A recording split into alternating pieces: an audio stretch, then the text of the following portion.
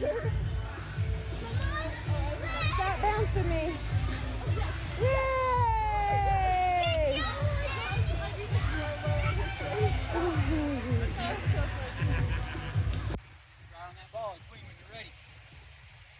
Hit the ball. Yeah, drop the bat, run. Drop the bat. Drop the bat. Yeah.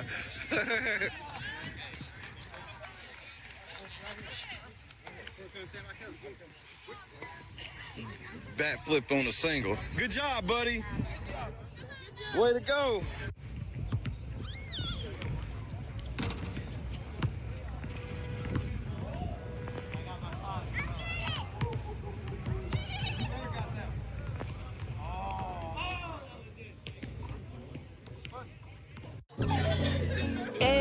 I'm in Miami right now.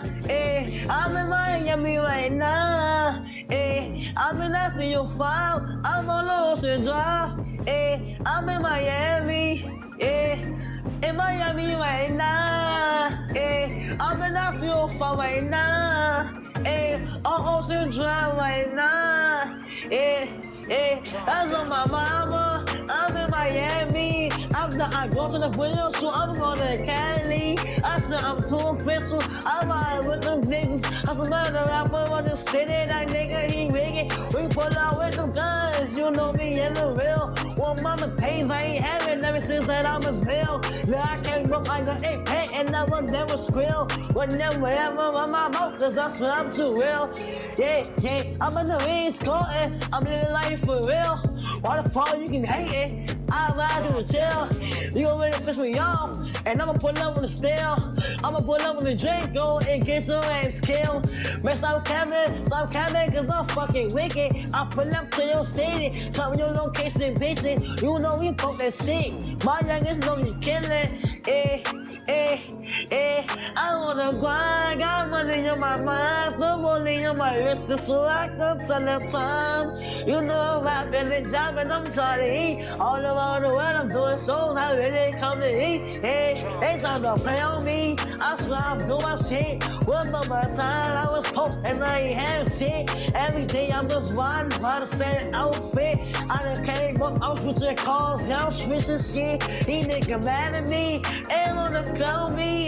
I'm in Miami right now, I'm off of South Beach. I'm living large, I'm living life. They know me, wanna take my life. Yeah, it's on my mama. I'm in Miami. I'm out there doing this video shooting, going to Cali. I'm on my mama, I'm on my mama, and I'm in Miami right now. I'm in the 305, yeah, I'm on Ocean Drive. Pull up with a red car, my life is on now. They wanna play with me, they wanna clone me. I'm bad bitch, Latino, she wanna sleep with me. I'm in the 305 right now. I'm in Miami right now. On Ocean Drive right now. I'm in Miami right now. I'm in Miami. I'm in the 305. I'm in Miami. I'm in the 305. I'm in Miami. I'm in the 305. I'm in Miami. I'm in the 305. I'm in Miami right now. Yeah, I'm on Ocean Drive. I'm in Miami right now. Yeah, I'm on Ocean Drive. Yeah, and the front car. That's don't look at me. I'm the youngest in the game. You can't beat me. Cause I'm that nigga from the bottom. No, I will never change. Diamonds on my really, I got diamonds on my chain. I'm in this song, no, that's right, ain't no game. Yeah. In Miami right now. And the 305. Yeah.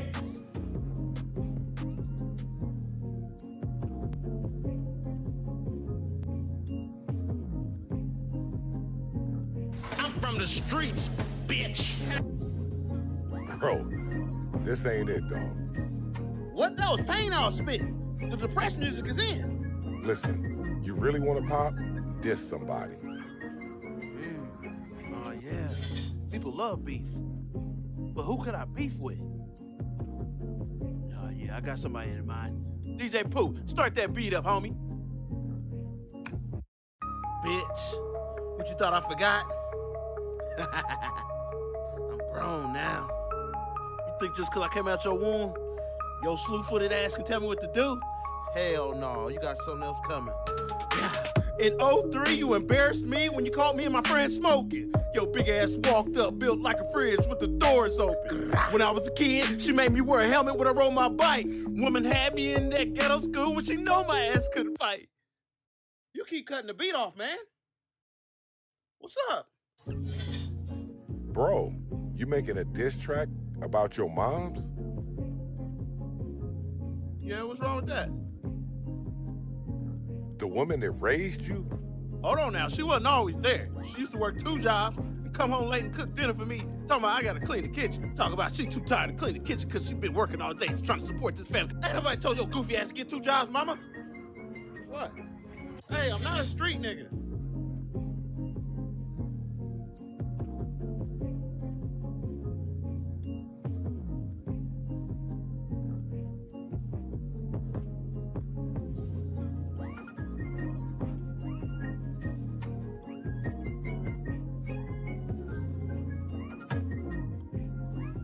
Late night crew.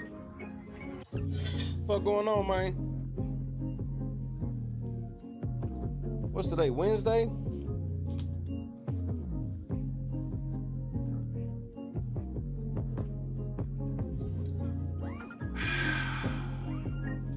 Say what's up to your boy. It is great to see everyone.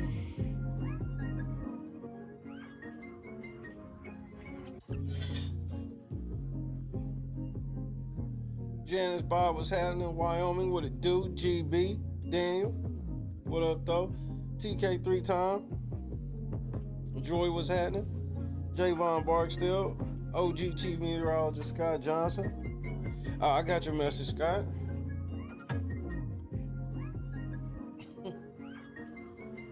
Tom A. Dr. Cap.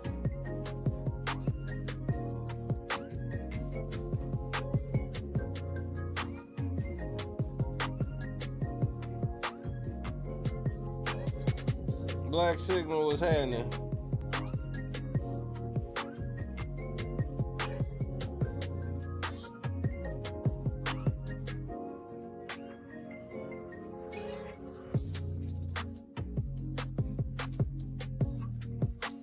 God is great. I don't know if you know this or not. White people are suing Nike. You know me, this is not clickbait. And I can say, hashtag Shay was right. And I told you motherfuckers, I told everybody this was going to happen. When CBS decided to do that 50% by POC shit. That's when I told everybody what white people was gonna do about that shit. But y'all didn't believe me.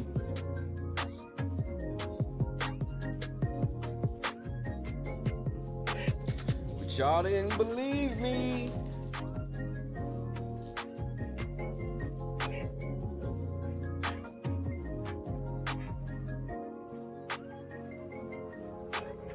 Dawn was happening. We got a couple other stories I want to touch on. Pause.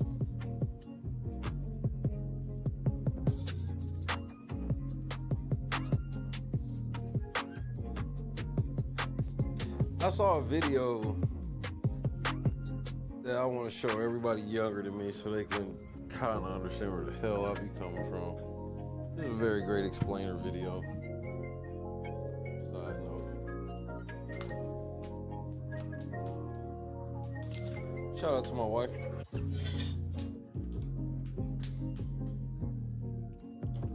How about them Sixers? How about them Sixers? I'll tell you how about them Sixers. Paul George suspended for 25 games. That's what about them Sixers. I like how y'all try to just slide on without, acknowledging that. Yeah, how about them Sixers? How about all 25 of them games? Paul George played so good, they piss tested him right after the game and he failed. Fucking loser. And then lied about it, Podcast P. What about them Bulls? They can't play no defense. I don't give a fuck what trade they just made.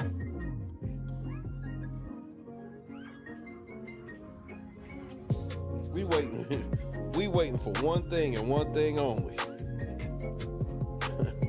We waiting for one thing and one thing only.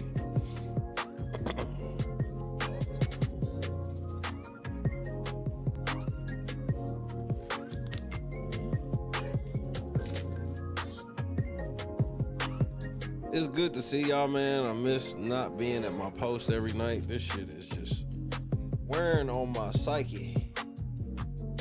This is where we at with it, you know. Tomorrow's going to be a big day. Allegedly.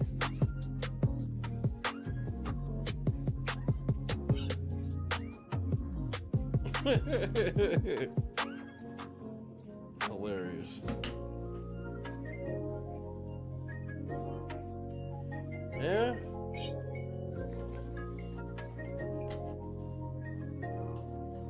Well, that's why Oregon got 85 different versions of their jerseys. And pants combo. Tracy, what's happening?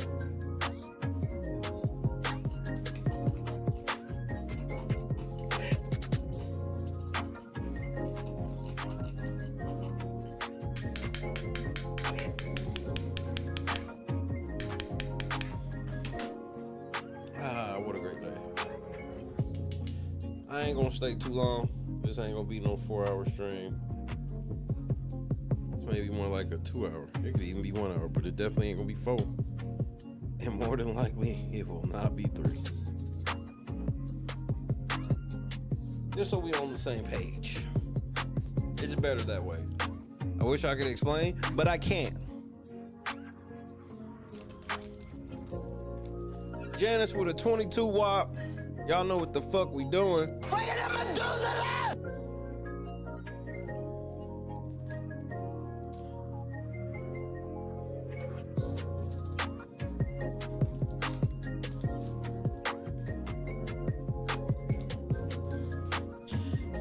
Dawn, it will be soon. It will be soon. I heard Troy Terrain got some bad news. Troy Terrain, I'm afraid you got some bad news. Hey, tough luck, nigga. There is always FUBU. Hey, and Troy, everything that's happening with that shit only helps with my shit. Like, I can't believe you got to your 60s to crash out like this. That's embarrassing. I do not want to be in my 60s crashing out over nothing. That just feels weird to me. Bob with a 22 wop. We on the news channel getting it in, ladies and gentlemen. Christy is in the building. Momentarily. We appreciate the holla.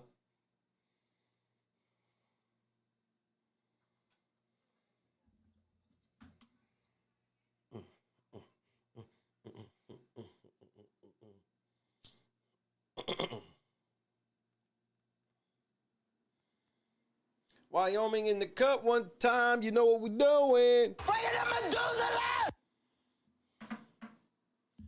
Yes, yes, yes, indeed. The Lady Oregon basketball game being played at Matthew Knight Arena. The swoosh is everywhere. Product placement.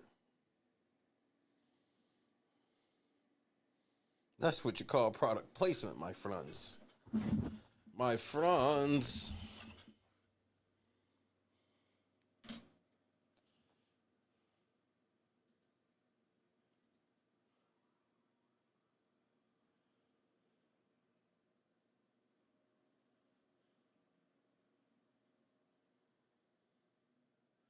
Is this the one I was looking at?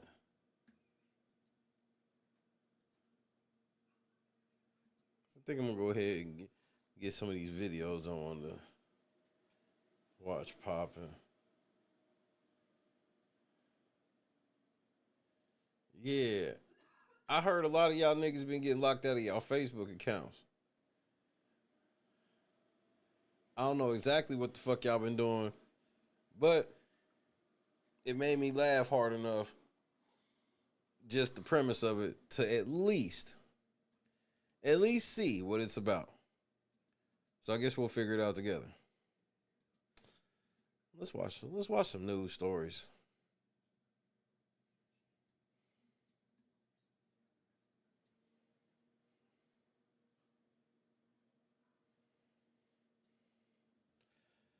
Good to be back on a Wednesday. Tactical nuke incoming!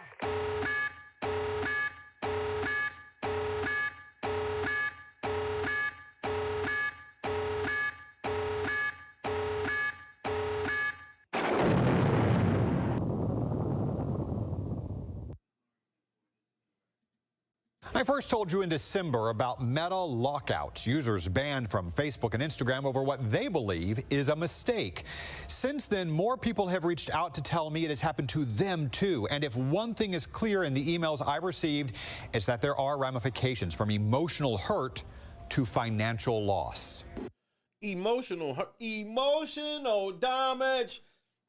I don't want to hear nothing about anybody feeling hurt from this fucking shit unless their business is tied to it.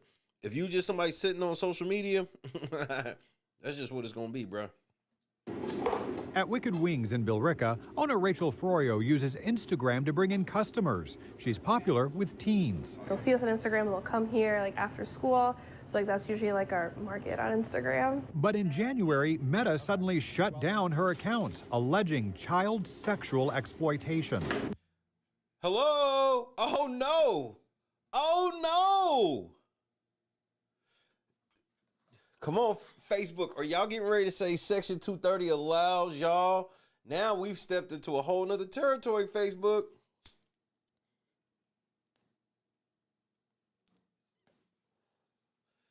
Your algorithm can't be saying that people are sexualizing minors when they not. Wow, this is happening to y'all too? Man, y'all know what my advice would be. What they were accusing me of, I would never do that. And I literally flipped out. The same thing happened to Linda O'Connor in Danvers. Never mind. Now I understand how people getting locked out of their accounts. Yeah, you get locked out of your account because a motherfucker called you a child predator. Yeah, nigga, that'll fuck your day up. What the fuck?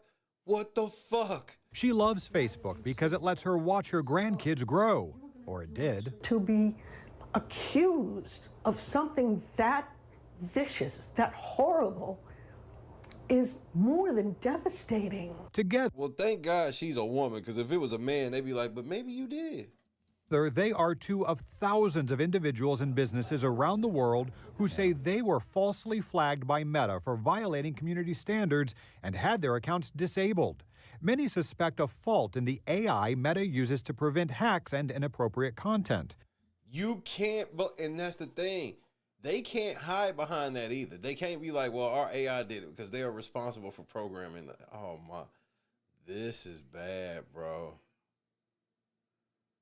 This is bad. A lot of y'all accounts, they can, even though their robots are set up to do it fucked up, they can get away with it. But once they start putting labels on you, like you can't get into your account because you do shit like sexualizing a minor, ooh, that puts it into a whole nother territory. And it's not protected by Section 230. More than 55,000 people have signed an online petition accusing Meta of erasing businesses and cutting people off from vital communications. I want to connect with my son who lives 1,000 miles away. Linda says Meta Bitch, you better get a calling card. still hasn't told her what post it flagged, but she thinks it was this family picture with her first great-grandchild. Rachel thinks hers was a post showing her appreciation for her workers. I shared Wicked Wings reel of our employees, and I said, love these kids. You have had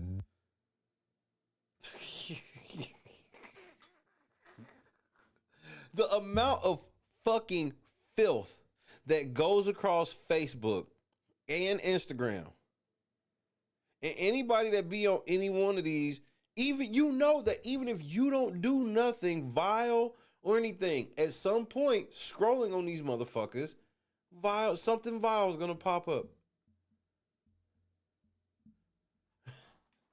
Meanwhile, they banning grandmas and shit. Y'all wild. No response from Meta. Absolutely no response. Cheryl Gilson owns Printworks in Walpole. She says Meta disabled her Facebook accounts over a year ago following a possible hack. She says her inability to get them back has cost her. Especially the graduation and the holidays, we were down a lot because I couldn't post anything. And that affects your bottom line. Yes, it was several $1,000s. Cheryl and Linda tell me after getting nowhere with Meta, they both filed complaints with the state attorney general. The AG's online database shows the office received more than 300 complaints against Meta last year. But when I reached out, the AG's office declined my request for comment. Other states are investigating. That's because they don't give a fuck. You gonna have to sue Meta, bro. The AG's not getting involved. You can't call the police for help with these niggas. You have to go to court. That's the only way. There's nobody that's gonna come help you, because they all get paid off by them niggas. Including Georgia. Everybody but the courts. The courts are the only place that doesn't get paid off. The lawmakers and shit, them niggas is paid off. Where the head of consumer protection there says Meta has room for improvement. They have a responsibility to do right by the people that are on their platforms, and we would like to see that. We also contacted Meta. A spokesperson asked for Linda and Cheryl's account information, which we shared with their permission. I also asked Meta's chat AI. It says Meta is aware of the issue, adding, legally, Meta's terms of service typically shield them from liability. No, it doesn't. You can't make terms of service that supersede law. Like, these niggas be killing me doing this shit. But morally, it's a different story. I'm out an explanation, and I think the explanation will be sufficient enough to say, yeah, we bad, we fix. Linda got a call from Meta after I got involved saying her account was hacked. They are working with her to fix it, but it shouldn't take a reporter to get that service.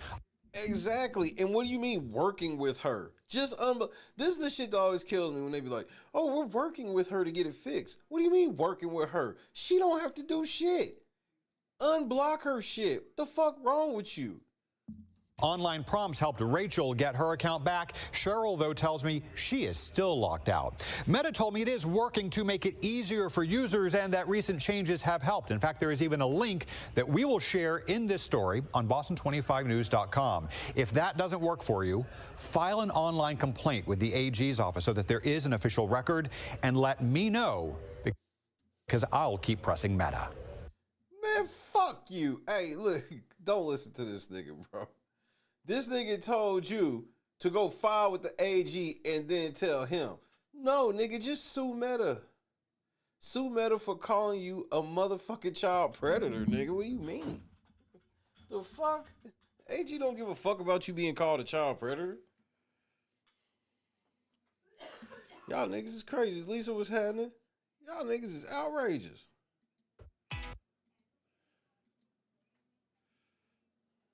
How you gonna make me click on myself? Emails I received is that there are ramifications. Me know, because I'll keep pressing Meta.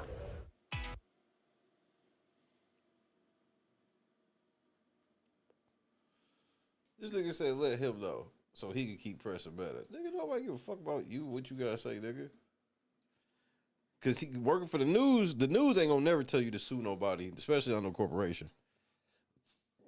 No. Right. He's the nigga, like he can get Facebook to do some shit, even though it was a bitch on the screen that she still ain't got her account. She still ain't got her account, but you know how that go. You know how that goes. So let's check out and see why white people are suing Nike, because I predicted this would happen. I so predicted this. The EEOC said it's investigating Nike in response to, quote, systemic allegations of DEI-related intentional race discrimination. Court filings claim that Nike may have shown, quote, disparate treatment against white employees, applicants, and training program participants in a violation of Title VII. EEOC Chair Andrea Lucas wrote in the filing that she believes, quote, Nike may have taken these unlawful actions in an effort to create, in Nike's own words, a representative workforce equal to the consumer and communities it serves. Y'all never thought about what would happen if they started putting unqualified colored folks into positions over qualified white people. See, because y'all always talk about the scenario of, you know, a qualified black man losing his job to a qualified black person losing their job to a less qualified white person, right? Nobody ever thinks about the other side of it. And I predicted that this would happen. I'm like, y'all gonna give a lot of positions to people that don't deserve these positions because they willing to say, if you don't give me this position, I'll call you a racist. And then y'all fold. And then what happens is a bunch of white people who actually earn these positions and went through the ranks, they're gonna end up sidelined and they're gonna end up suing the company for this shit. And voila. Here we are. As part of a recent 5-year plan, Nike set 2 targets for increasing representation of minorities. At the director level, the goal was 30% representation rate, and across the workforce, it was 35%. But that's crazy. Why would you ever put a percentage on what white people or black people or any people is capable of? Times always change. There may be a time where the best, okay, let's say that it's ran by 12 people. You know, it's obviously more than that. Maybe there's a time where the 12 best people available for us in this period of time is all black people. Maybe it's all white people in another period. Maybe it's some Latinas and Latinos. And like, what the fuck are we talking about? Like, that shit's just weird to me where it's just like, well, we want to make sure we have 50% black people. Well, that's cool in the game, but what if the black people that's only available are fucking trash? We put them in there and let them embarrass black people and make it so these white people never want to work with black people again because they don't respect the process? Like, I just don't understand. I don't even understand how they come up with the percentages, let alone enforcing them. In 2025, the company had surpassed those goals. Also, just last week, Nike shared plans to lay off nearly 800 workers, mostly at distribution centers. The EEOC says it requested information on Nike's layoff criteria, how the company used workers' race and ethnicity data, and details on programs. Man, if they can prove that y'all laid some white people off for no other reason than y'all wanted to look better by laying off less black people, this is some dangerous territory they are fucking with. Allegedly providing race-restricted Lennox, what's happening? Development opportunities. The EEOC says they filed the subpoena against Nike after the company allegedly failed to provide that information. Nike, however, disputed the EEOC's claims and tells KGW that they have shared thousands of pages of information with the EEOC. Nike says, quote, this feels like a surprising and unusual escalation. Well, they say this feels like a surprising and unusual escalation.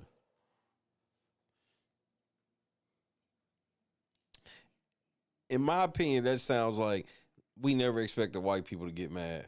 Have had extensive good faith participation in an EEOC inquiry into our personnel practices, programs, and decisions, and have had ongoing efforts to provide information and engage constructively with the agency. Because, like, if I'm a business owner, I have access to who I have access to. Especially if I got a business that's been open for 50 years. Just because at one period of time, the 12 best people I had available to work these positions were all white, doesn't mean I hate all black people. Just because at one point in time, I got all 12 black people doesn't mean I hate white people. Like, but that's a slippery slope too, because some of you motherfuckers will just start being on, I don't want to hire niggers. I don't want no punk ass white motherfuckers here. And notably, Nike has come under fire and been sued for racial discrimination in the past, but those suits have been raised by people of color. David? Yes, sir. You want to make sure y'all knew, bro. Yeah, this ain't the first time Nike been sued over race, but this is the first time they've been sued by white people. Normally when it's over race, it's for people of color, but this time, it was the white man. Back to you, Marv. Nigga, white people out here like, nigga, look, we ain't going for this shit. Y'all niggas try to cancel us on everything, but then y'all can turn around and fire us and shit because we white. The fuck? And I predicted this. I predicted this.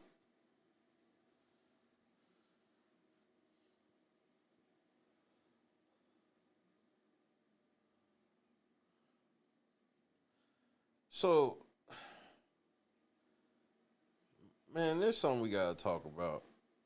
I almost came on the air, like, when it happened, and I just couldn't do it, because I was like, I don't want to be on this right now. And I'm debating on whether or not I'm going to show y'all right now.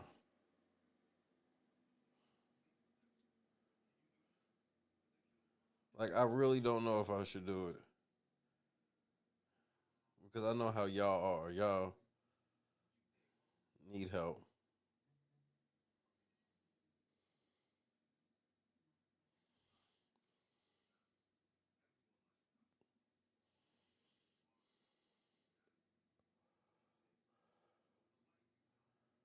And I think I'll show y'all. Let me see if I can find it first. If I can't find it, which I'm hoping I can't. Well, as soon as I said that, I found it.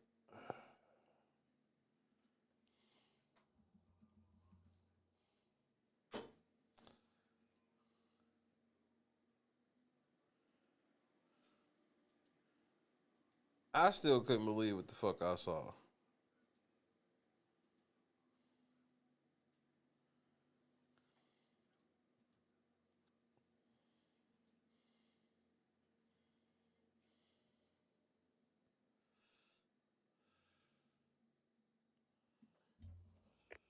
Tactical nuke incoming!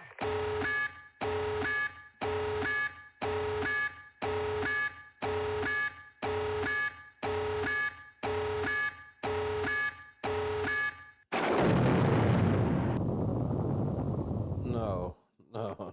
Tactical Y'all don't nuke even understand. incoming!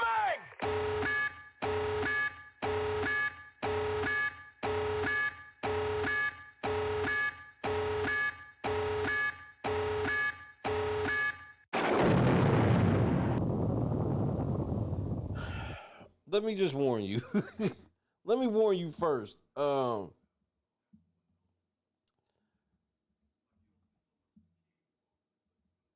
If you are drinking something, stop drinking, sit down, because I can't explain what you're about to see. Get over here! What? I got this! What?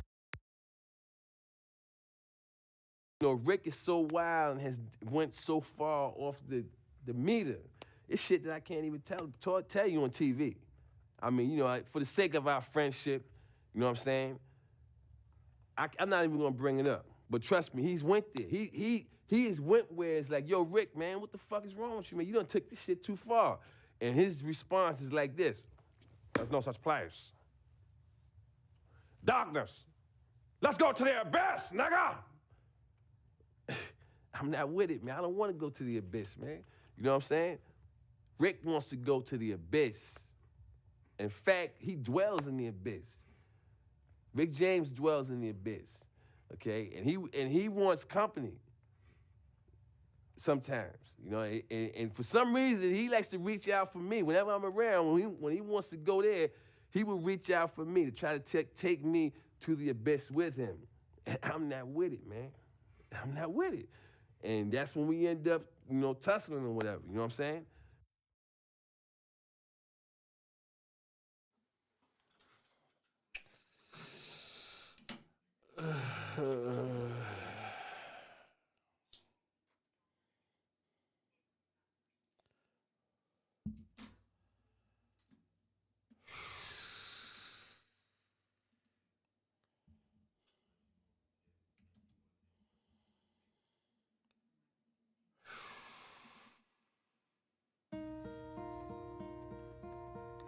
Hello, darkness, my old friend.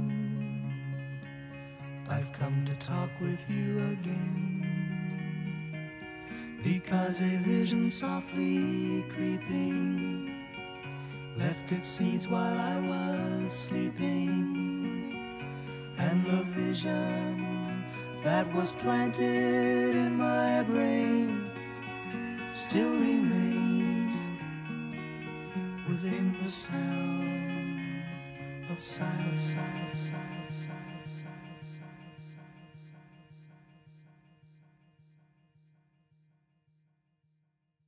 Get over here! What? I got this! What is that? Olé! I like it, cut G. No! No, no more! That's it! I don't care! Come here! Whoa, calm down, Jamal. Hadouken! Oh!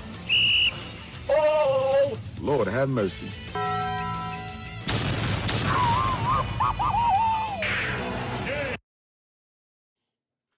Nigga, you gotta win. After he knock your shit off like that, you have to win. You can't lose. There's no motherfucking way you can lose, nigga. It's the only way you can explain this shit off. Jackie, Big, Napper, what's happening? You ain't never lied. Nigga, you think you done fucked it, and you know he paid like $500 for that fade. You done fucked this $500 fade up, nigga. I'm about to beat your ass.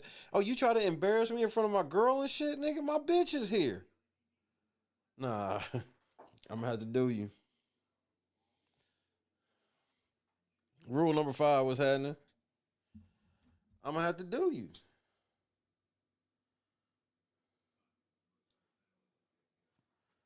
Hit his ass with that fire.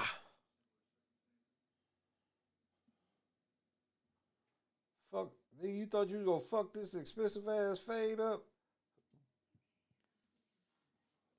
And I wasn't gonna do shit? And you thought, and I wasn't gonna do shit? Shit.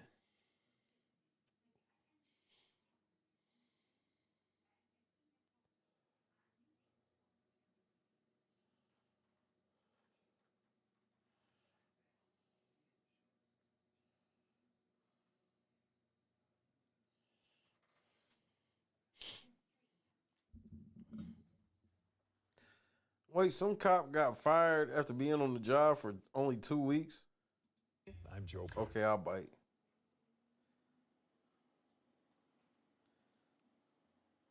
Donis was having it. Man, hold on, I gotta see him fuck that fade up one more time, nigga. Get over here! What? I got this! What is that? Olé! I like it, cut G. No! No, no more! That's it! I don't care! Come here! Whoa, calm down, Jamal. Hadouken! Oh! Oh! Lord have mercy.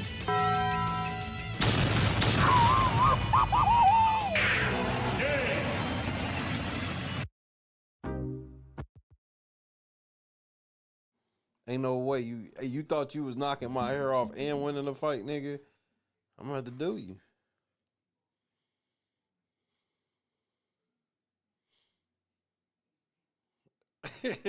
Number 5 said, I saw a random white man. Nigga, white people mad, nigga. You know, Shay, I'm not really a grandstander, so I'm not really the type to put myself on thumbnails and shit like that. Like, it's the rare instance, like, especially, like, if I'm on my phone, it's just kind of faster.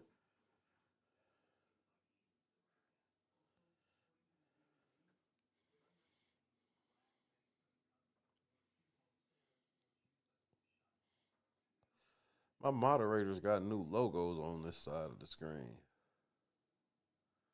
I was like, what the fuck is that by Clee's Day?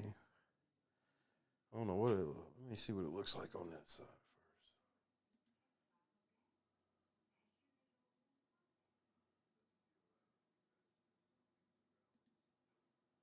Oh shit! It changed on YouTube.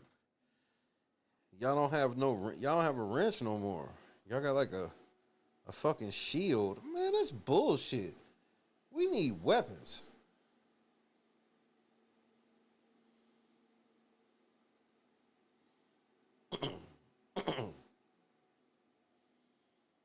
We supposed to be running around with straps, nigga. What the fuck is this?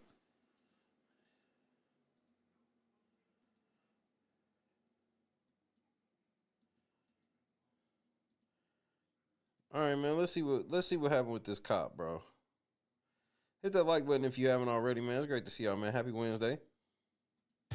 Action News 5 uncovered another case of a Mid-South police officer who left one police department in disgrace only to get hired at another local police agency. Good evening. I'm Joe Burke. And I'm Joy Redmond. Tonight, that officer is out of 2 jobs and is now banned from being a law enforcement officer in all of Tennessee. Action News 5's Joyce Peterson live now in studio with details. Joyce. Got you, Jackie. Joe and Joy, Collierville police proudly posted a picture of Officer DeMario Pree when he graduated from the academy in 2022. 2 weeks ago, the Olive Branch Police Department proudly posted a picture of Officer Pree when he joined OBPD. Tonight, DeMario Pree doesn't work for either agency anymore, and he will never be a police officer in Tennessee again. Here's former Collierville police officer DeMario Pree standing next to Collierville Police Chief Dale Lane at Pree's graduation from the Police Academy, November 2022. Welcome everybody to the Tennessee Post Commission informal hearing. And here is Thursday's Peace Officer Standards and Training Commission hearing in Nashville, where Pree was decertified. The only reason cited, he resigned with disciplinary actions pending. Collierville police won't say what happened, but Action News 5 confirmed Pree left CPD in the spring and resurfaced at the Olive Branch, Mississippi Police Department. Here's Pree 2 weeks ago being welcomed to What'd he do, fail a piss test? OBPD by Mayor Ken Adams. After Thursday's post-hearing, DeMario Pree, Collierville. DeMario Pree. which Pree did not attend, Olive Branch Mayor Ken Adams and Police Chief Bill Cox. Nigga, you didn't even show up. Cox released the following statement. Effective immediately, DeMario Pree is no longer employed by the Olive Branch Police Department. Personnel matters are not discussed by the Olive Branch Police Department nor the city of Olive Branch. Pree's absence at the post-hearing was never explained, though he was well aware it was taking place. It was originally set last month, and he said he had a family, watching a family member that was sick, wanted to this month, and he knew about today. I contacted him a couple days ago, and he's not present at the moment. The commission even moved his hearing from second on the agenda down to the very bottom to give him more time to appear, but he was a no-show. Despite that, All in favor say aye. Aye. Any opposed? Motion carries. the Post Commission voted to decertify Pree. And Tennessee's Post Commission will... So basically, they voted, and they came to terms with it. Yeah! What? Man, you gotta be a pretty badass police officer for you to lose your shit in 2 weeks. Like, they almost hit you with a never mind, nigga.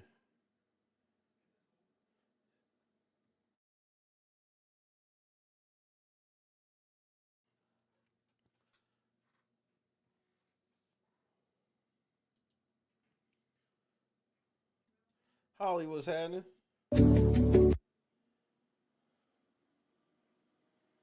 Great to see everybody. This is a fun Wednesday.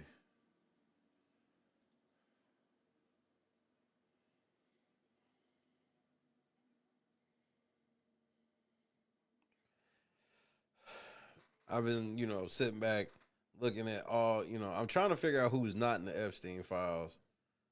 Because I read about your mama in there, your daddy, your auntie, your uncle. They all in that motherfucker. This is the new way now, is everybody's in it now.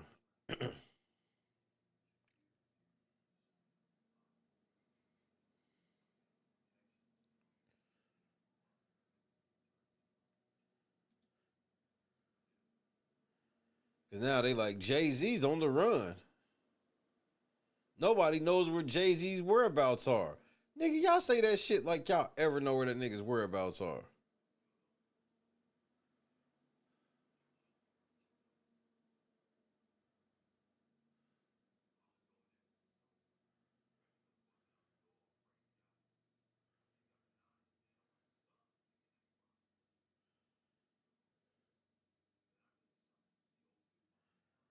Everyone unfollow who?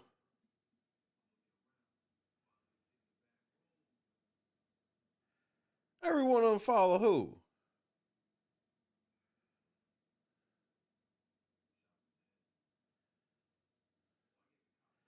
They finally found Aaron Hall?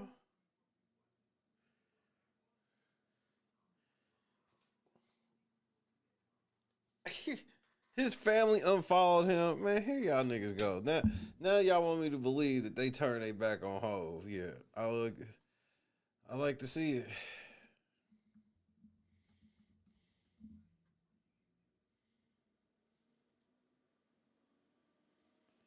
I like to see it.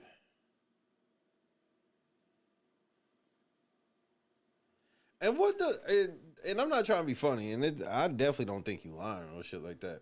But like on some real shit, like, what the fuck does unfollowing do? Like, people act like that shit's a real big fucking deal.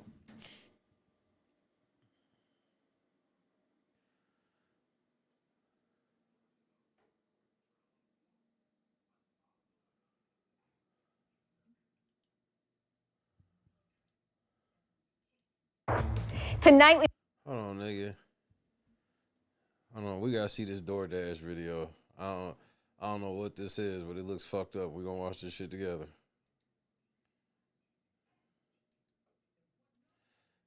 No, that doesn't.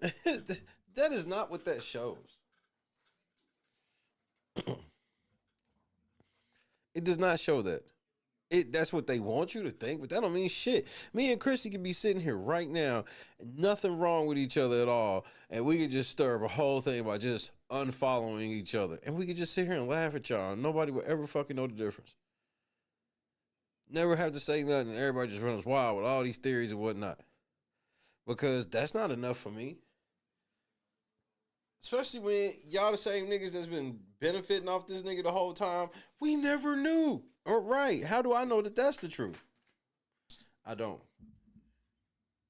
we begin with the DoorDash delivery caught on camera that's raising serious concerns tonight about food safety. A Toledo woman says she watched in real time as her delivery driver did something she calls disgusting before dropping off the food. 13 Action News reporter Alexis Means has the video. She's live with the story tonight. Alexis? Well, the customer told me that this is something no one wants to see before their meal is delivered.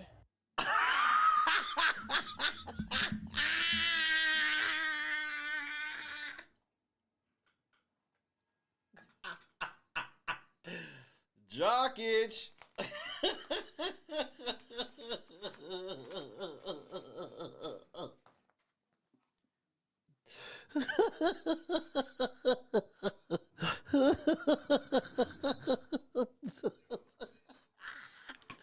That nigga balls itching.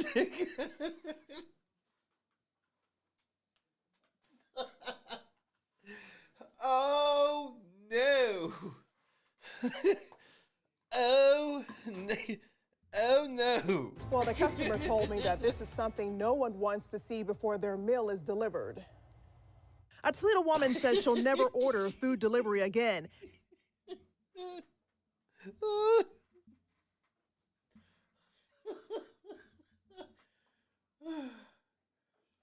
Wait.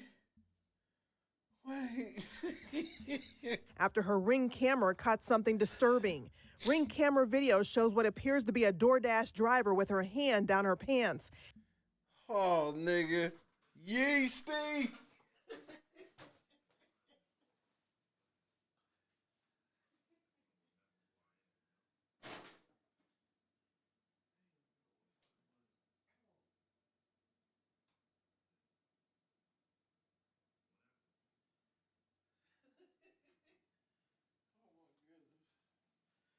Yeasty. Yeasty, nigga.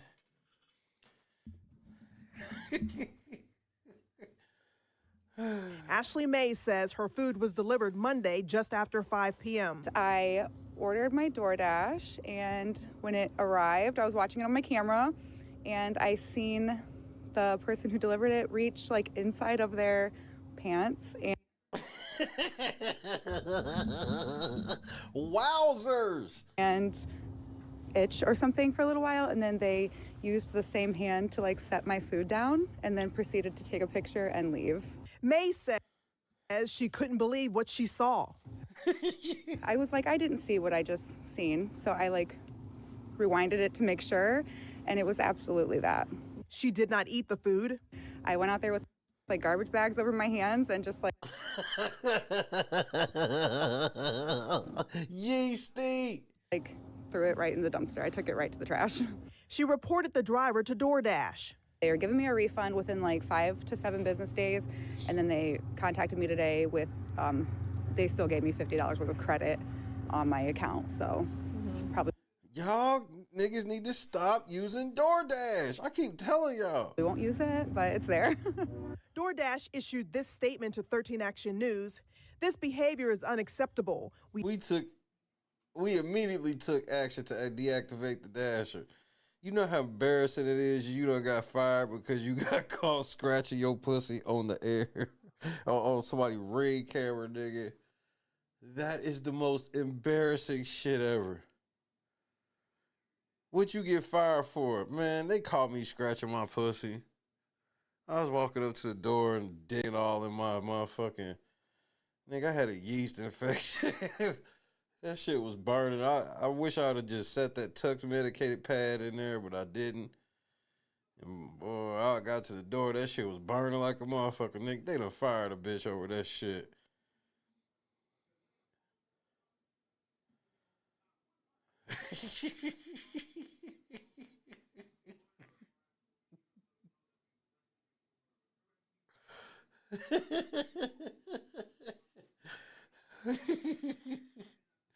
This is outrageous. He immediately took action to deactivate the Dasher and have contacted the customer to make things right. Restaurants get inspected, but delivery drivers, the health department says that's a different story. A spokesperson issued us this statement. Toledo-Lucas County Health Department food inspectors work closely with operators to ensure proper food safety practices inside the facility. However, once food leaves the establishment, these safeguards are no longer guaranteed. Right. AKA, if your Dasher nasty as fuck, we ain't got shit to do. Ain't nothing we can do. Delivery drivers are not typically trained food handlers, but they play a role in maintaining food safety during transport. Consumers should understand that some level of risk exists when using third-party delivery services. Yeah, we assume some level of risk, but digging in a yeast infection, then nah, that's not reasonable. For May, the risk may be too much.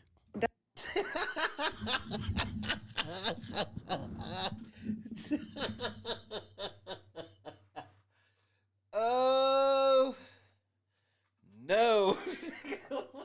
What the nigga? You got caught on candid camera. Shit. This was downright embarrassing. Embarrassing. Definitely, I won't be ordering delivery anymore. I wouldn't either. We'll pick it up or I'll make something at home. Now, the driver spoke with us on social media. No. No. No, the driver didn't speak out, nigga.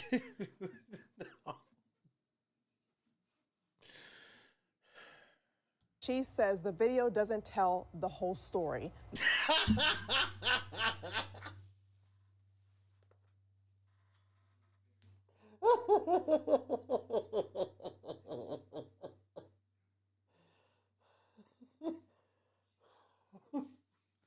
Nah, the shit was sped up.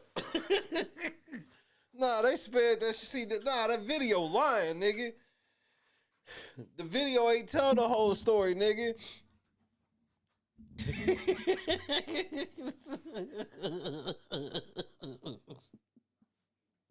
The shit y'all niggas be saying, bro. The shit that y'all be saying. She gonna say that the video ain't telling the whole story, bro. I give up, man. Sasha, back to you. I'll make something at home.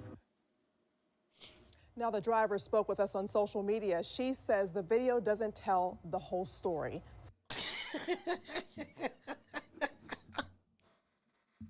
That video tells the entire story. Your nasty ass was digging in your crouch and then sat her motherfucking food down with the same hand you was digging with, nigga. What do you mean? You do have the right to remain silent. Like, please, just do that instead of this. Sasha, back to you. Like, the stuff y'all niggas be saying, bro. To get caught like that on TV and then try to lie like that that's diabolical, bro. As Clark was happening. Ooh wee.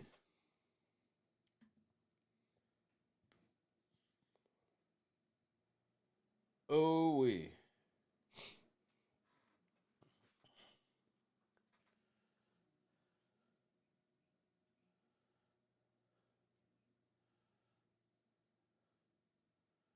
Like, excuse me. That caught your boy off guard. I was not quite ready for that.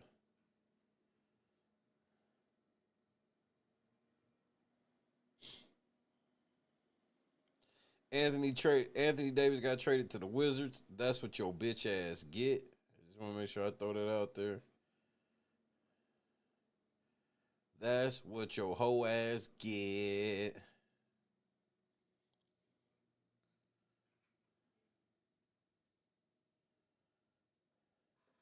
Wait, Usher's ex-wife got arrested yesterday?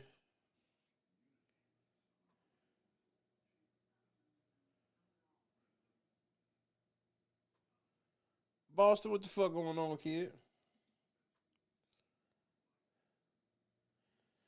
They actually got a small reason.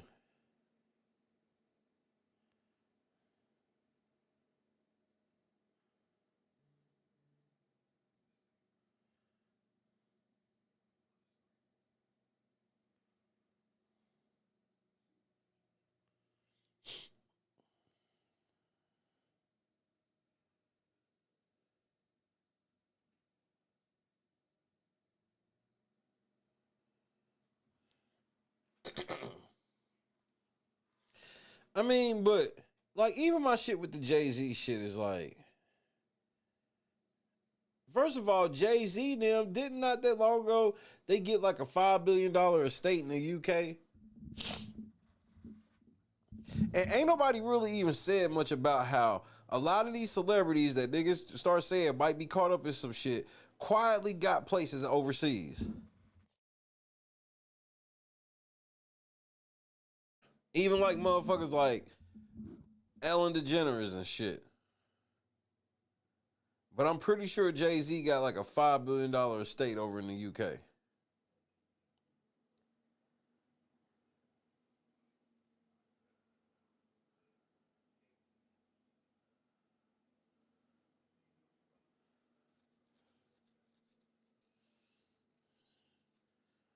Damn, there was a human trafficking crack.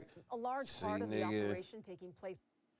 I'm not even showing this. I was going to look at this. I ain't showing this because I already see the play on that. Yeah, I'll stay out of that. pass.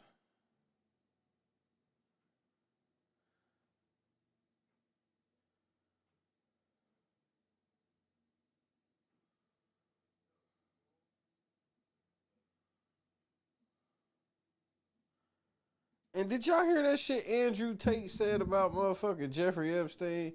I'm like, nigga, that's how I know you're a loser. Like, you have to say the most rage-baity things a motherfucker could ever say.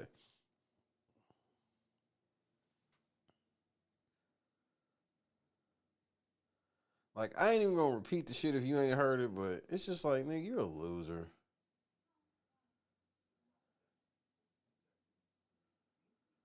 Damn, man, the police are fucking up right now, I see. Answers, uncovering the... Some cop in Boston in trouble now. We'll check that out. Truth. Boston 25 News investigates. Lowell police officer abruptly quits. 2 others on the force quietly disciplined. 25 Investigates has been working for months to break the explosive backstory. As investigative reporter Ted Daniel explains, he faced a lot of obstacles getting to the truth. We've hit a lot of roadblocks trying to bring you this story. The former cop is named Dylan De Silva. Multiple sources tell me De Silva has been accused of having an inappropriate relationship with a teenager. Well, police have been trying to keep that a secret since September. A picture of 32-year-old Dylan De Silva. Yo, the devil's in full effect. Taken before he lost his job Amber, and his state law enforcement certification. A woman at the Lowell home he shares with his wife and young child says he's not talking. Hi, is Mr. De Silva here? Yes, he's not actually available right now, though. Okay, I mean, this is some shameful shit. can I leave my car if somebody wants to speak with us? thank you. We just want... Lowell police. Can I leave my car? No, thank you. No, thank you. Eat a dick. Police announced De Silva's departure in late November. They will only say he violated numerous department policies. That's it. The backstory is disturbing. 3 sources KS Dub, what's happening? tell us De Silva was investigated for having a sexual relationship with a 17-year-old girl he met on a call. 16 is the legal age of consent in Massachusetts. My sources say the teen has a history of behavioral health issues, and De Silva first encountered the girl when she was reported to be in a mental health crisis. We tried to confirm this in writing and in person with Lowell Police Superintendent Gregory Udon and Deputy Superintendent Mark LeBlanc. 25 Investigates sent a public records request in early December for police reports, body camera video, and internal affairs reports. Our request specifically noted that the department may wish to redact or black out the name of the minor to protect her privacy. Lowell Police cited a blanket privacy exemption to block the release of everything we requested. This isn't just about police transparency. This is also about our weak, if not broken, public records law. Justin Silverman is the executive director of the New England. Justin Silverman with that sleek ass suit on, nigga. I'm feeling this suit. First Pause. Amendment Coalition, the region's Wait, I don't have to say pause for that. largest open records and government transparency organization.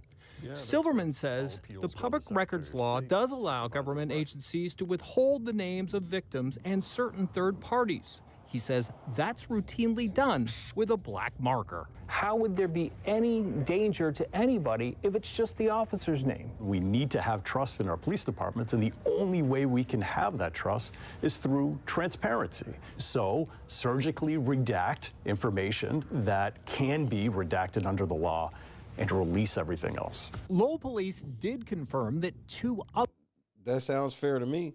other officers received 30 punishment days in connection with the scandal. Our sources say they attempted to conceal De Silva's relationship with the teen after learning of it. 25 Investigates has filed an appeal with the Secretary of State's office for all the records we requested. If that's not successful, our only other recourse is to file a lawsuit. We need to know what law, if there is in fact one, allows the police here to withhold these documents. Otherwise, we're left empty-handed. We need a way to change the law to make sure that the law is being followed and, more broadly, change this culture of secrecy that we're seeing in Massachusetts right now. In an email, Lowell Police Deputy Superintendent Mark LeBlanc tells me the department took immediate action against the officers and is, quote, steadfast in our commitment to transparency. LeBlanc Not the cap. says releasing the requested documents, even in redacted form, would violate Massachusetts general law. Man, they don't even want to say out loud that that's what he did. We will continue to push for the records and the rest of this story and update you with any new developments. For 25 Investigates, I'm Ted Daniel. Answer.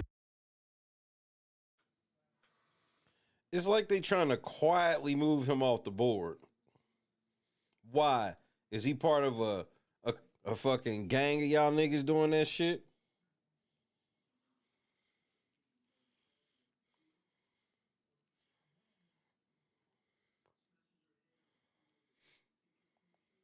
Okay, as you just got here in time for crooked cops.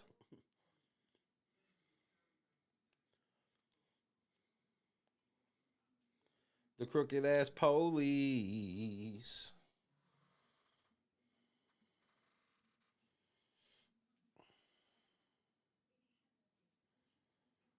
I have to agree with you, Boston.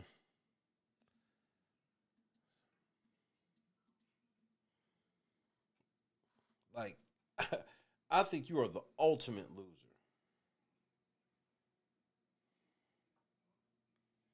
Oh, so y'all really just been wilding up in Boston right now.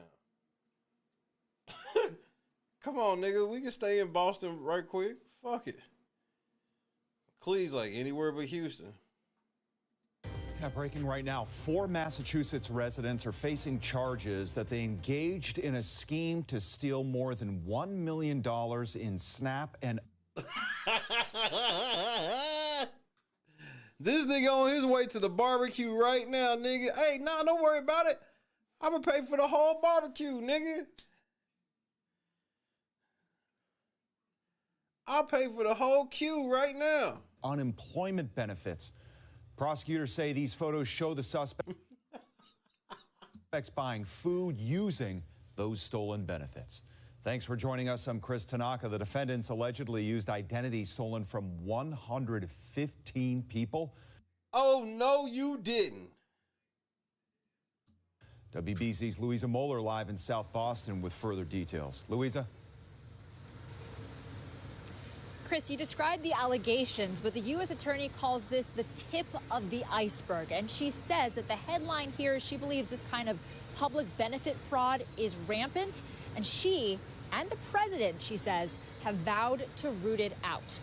Here is the scheme she alleged today. The U.S. attorney says a man named Raul Fernandez Vicioso was the ringleader in... Hold on, who's that bitch right there, though? Who is that? Nigga, what did you promise this bitch? Because she's standing there like you told her she was getting a flat screen, and now she ain't getting one. What you promised this bitch? Bitch, I told you can get anything. Nigga, I said we get some motherfucking lobster tails or some shit. Stealing the personal identification of... Random news was happening, cousin. Over 100 people and using it to apply for SNAP. And bro, I will be praying for you. Benefits, specifically using that money to buy bulk amounts of food for his Leominster restaurant. That is what investigators allege was happening in the pictures posted inside the court documents. They were found out, the U.S. attorney says, when Rhode Island figured out that there were 115 fake identities, stolen identities linked to just 4 apartments in Rhode Island. And how did they get away with this? The U.S. attorney says Fernandez exploited online applications for SNAP that were not being verified by Massachusetts, and she says this could be happening everywhere. It is no secret that there is rampant fraud across this nation. The charges announced today are just a snapshot of the bigger picture. So what is happening now? U.S. Attorney Foley says she now has a fraud coordinator for her office, and President Trump has named a fraud czar. Fernandez is expected to plead guilty here in federal court. Live in Boston, Louisa Moeller, WBZ News. Y'all niggas out here stealing food stamps. Running the Costco. Running the checkup.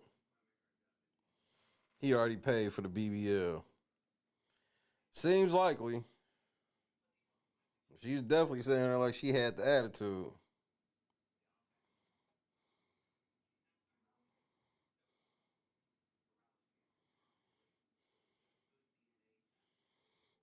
They got Tuco ass all over camera with the food stamps.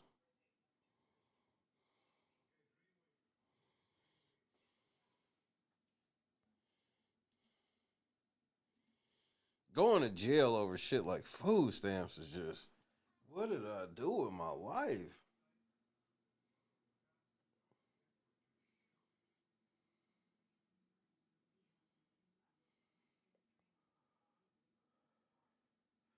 Damn, they gave a 19-year-old life.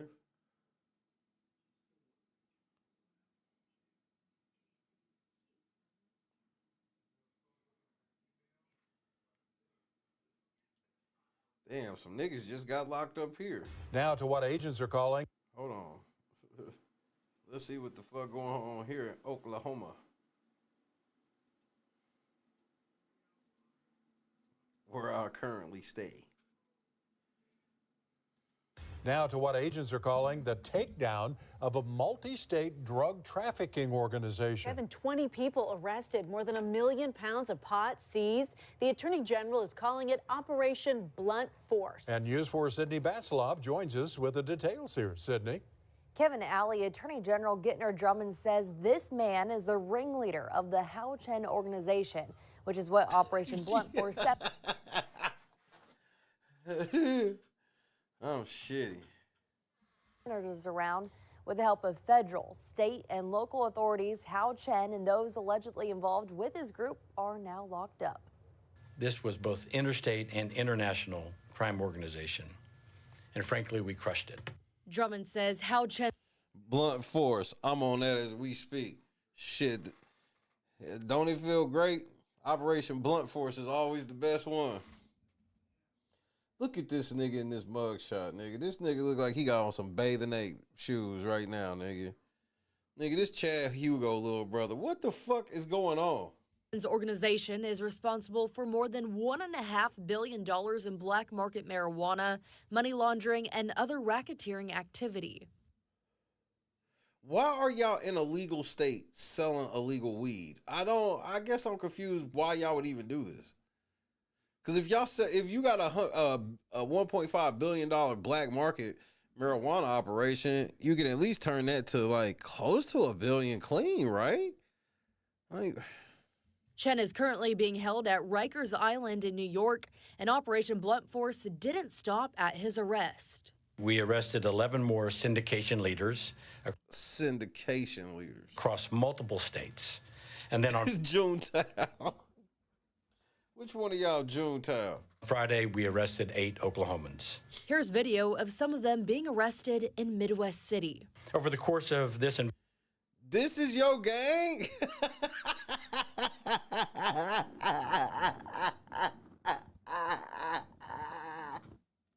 You're watching When Keeping Real Goes Wrong. Yeah, I see how the feds and shit, bro. I see how y'all got took down like this. Y'all operation just, I mean, y'all niggas is down bad. I thought, like, for real, nigga. So this is y'all crew. This is Junetown. All right, then. Investigation, more than 50... Yeah, right. They all tell it. They all tell it on each other, nigga. From how down, they all look like they tell. The only one who look like they won't tell is this bitch right here. She the only one that look like she won't tell. All the rest of y'all niggas is telling. Immediately. Look, she can't wait to tell. Look at that. Look at that telling smirk, nigga. Warrants were executed. 20 individuals were arrested. 14 firearms recovered. And 4... Shit, but they had them things on them, though. 20 individuals were arrested, 14 fire. They had that fire on them, though. You know this was one of them bitches. One of them bitches had this pump. They wasn't playing, though. Firearms recovered and 4 criminals deported. Yeah, take it over to the Junetown. As well as thousands of pounds of black market marijuana. Nigga, look at all of that shit, bro. Destroyed. The AG says Hao Chen ran a fraudulent medical marijuana licensing scheme in Oklahoma from 2021 to 2025. Straw owners were paid to lend their identities to fraudulent grow applications. Then once established, Drummond says these illegal operations would manufacture marijuana at an industrial scale, diverting it into the black market.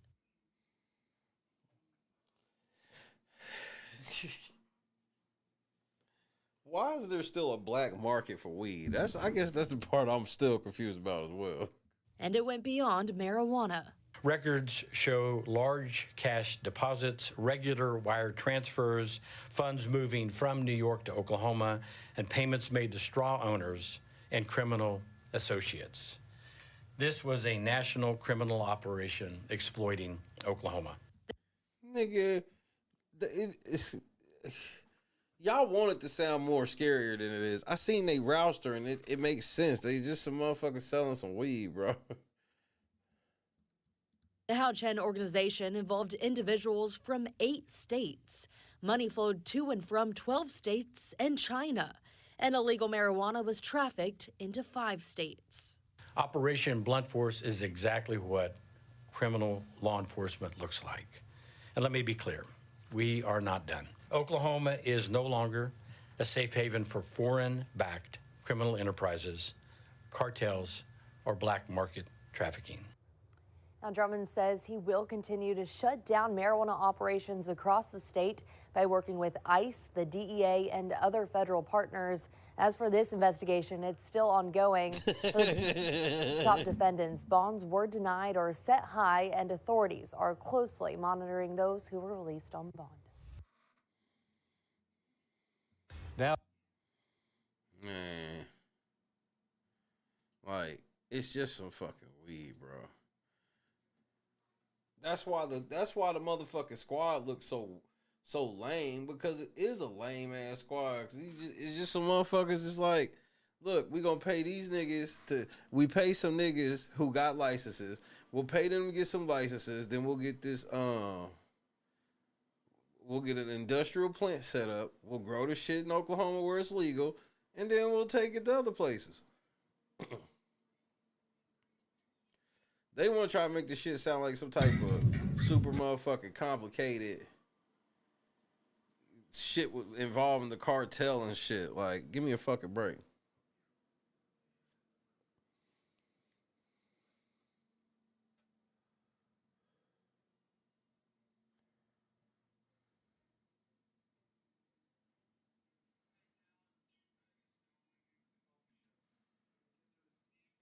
Yeah, they act like they call Heisenberg. Like, real shit. Like, dial some of this shit back.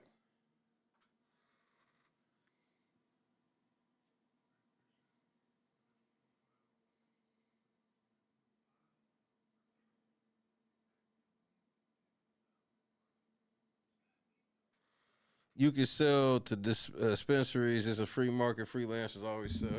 I don't know why. Like, cause they said they claim if it's really $1.5 billion operation, then that just makes me go like, bro, why wouldn't you just do it legal? Cause yeah, it's gonna be less, and maybe quote unquote substantially less, but you still gonna have more money than you ever seen in your life.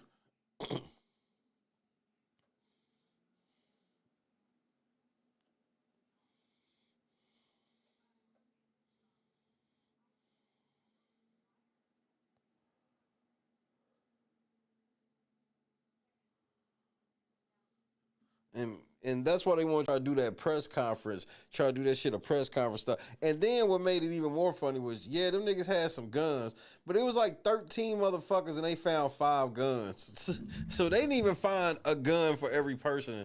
they claiming is involved. Because it probably was never any violence or anything involved. Or they would have charged them with that. It just because the shit that they talking about money laundering and shit like that is just literally the money they made and deposited from the weed they was selling.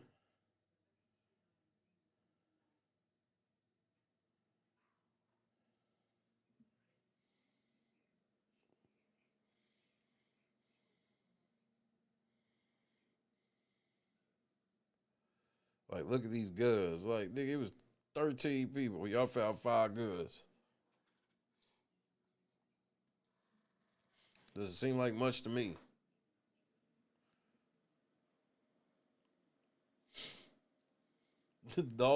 You notice how it most likely was. It most likely was the old lady as the enforcer. That'd be the only shit that makes sense to me.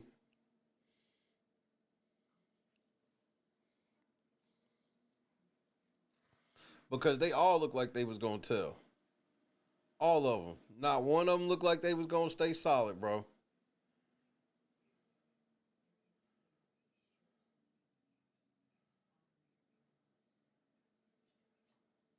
Yeah, their artillery was very old school. 3 or 4 little modest handguns and a shotgun that Granny probably had.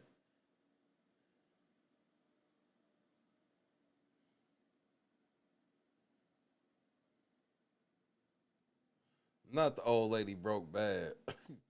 Shit, she broke bad 60, 70 years ago, nigga. That was not her first rodeo.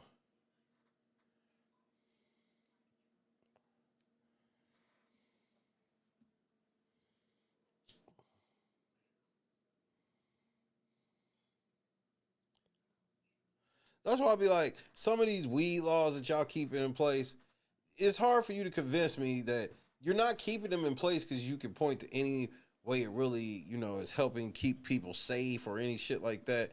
You literally just want reasons to be giving people jail time and prison time, significant amounts of time.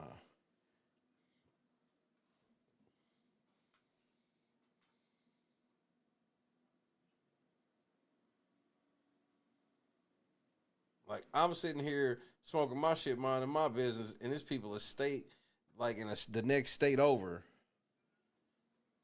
catching time, doing time over this shit right now.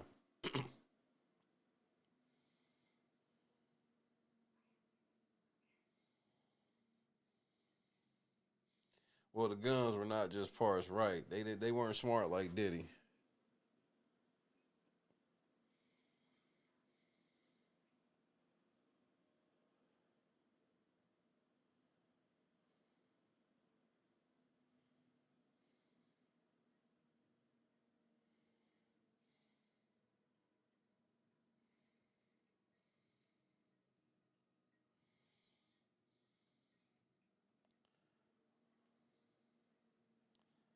I mean, shit, it's a dirty game.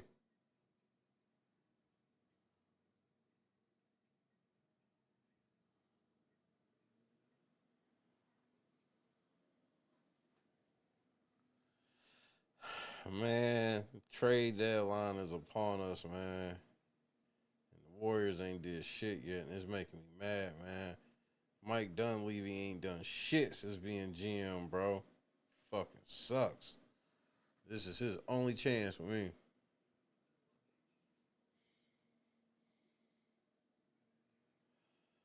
Fire Dunleavy will join Fire H. And I will not be able to be talked down. I'm not bullshit, Mike Dunleavy. Let this trade deadline pass and you fuck this up.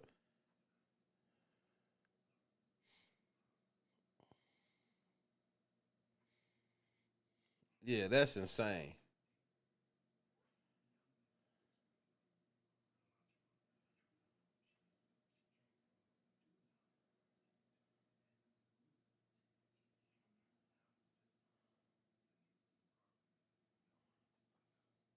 Wait, what happened? Hold on, I'll bite. It said this 80-year-old won the lottery and became a drug kingpin. How you gonna win the lottery and break bad? That seems even worse. Let me grab my drink. Oh, shit. Then we gonna check this out.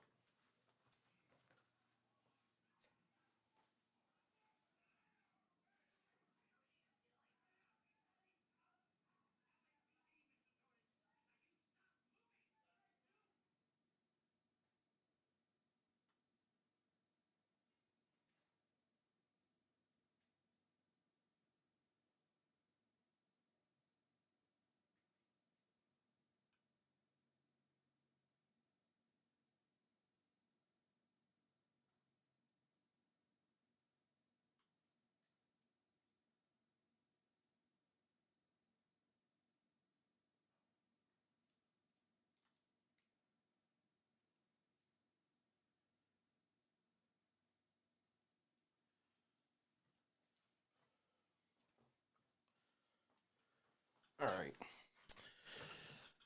Joy, what's happening? Let's get this shit cracking. This 80-year-old man won $3 million in the lottery, and instead of, retiring, he decided to become a drug kingpin. And I feel like I keep saying this, but this is one of the wilder stories I've covered in a while. What a diabolical way to spend your lottery earnings. But I guess this guy just kind of had a LARP as the Godfather on his bucket list, and that he definitely did. So let's start with the most bizarre part of the story, which I already kind of mentioned, but John Eric Spivey, this dude was 80 years old when he started his empire. Most people don't even live that long, and this guy just decided to become a drug kingpin at the ripe age of 80. And his empire is what the judge later described as the largest counterfeit pill operation of its kind ever uncovered by the UK police. So hey, at least he became the greatest at something. But our story starts in 2010. So yeah, this is A Baller, but a million times worse.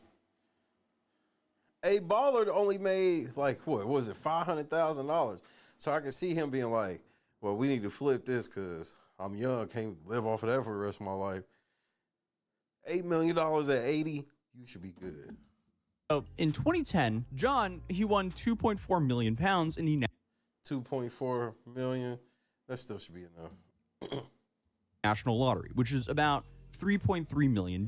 So most people after winning over $3 million, especially at the age of 80, would probably disappear into a quiet, comfortable lifestyle. I don't know what you guys would be getting if you won $3 million in the lottery, but I would get a house on a lake, a boat, and a Yeti 350 because I would be doing a lot of fishing. But I guess John Spivey over here, he looked at his lottery winnings and went, well, instead of retiring, I could flip this and make a whole lot more. And that he definitely did. The dude went full Breaking Bad. So according to prosecutors, Spivey used his winnings to modify his rural home, and he started adding industrial tablet presses, mixers, and packaging equipment worth thousands of dollars.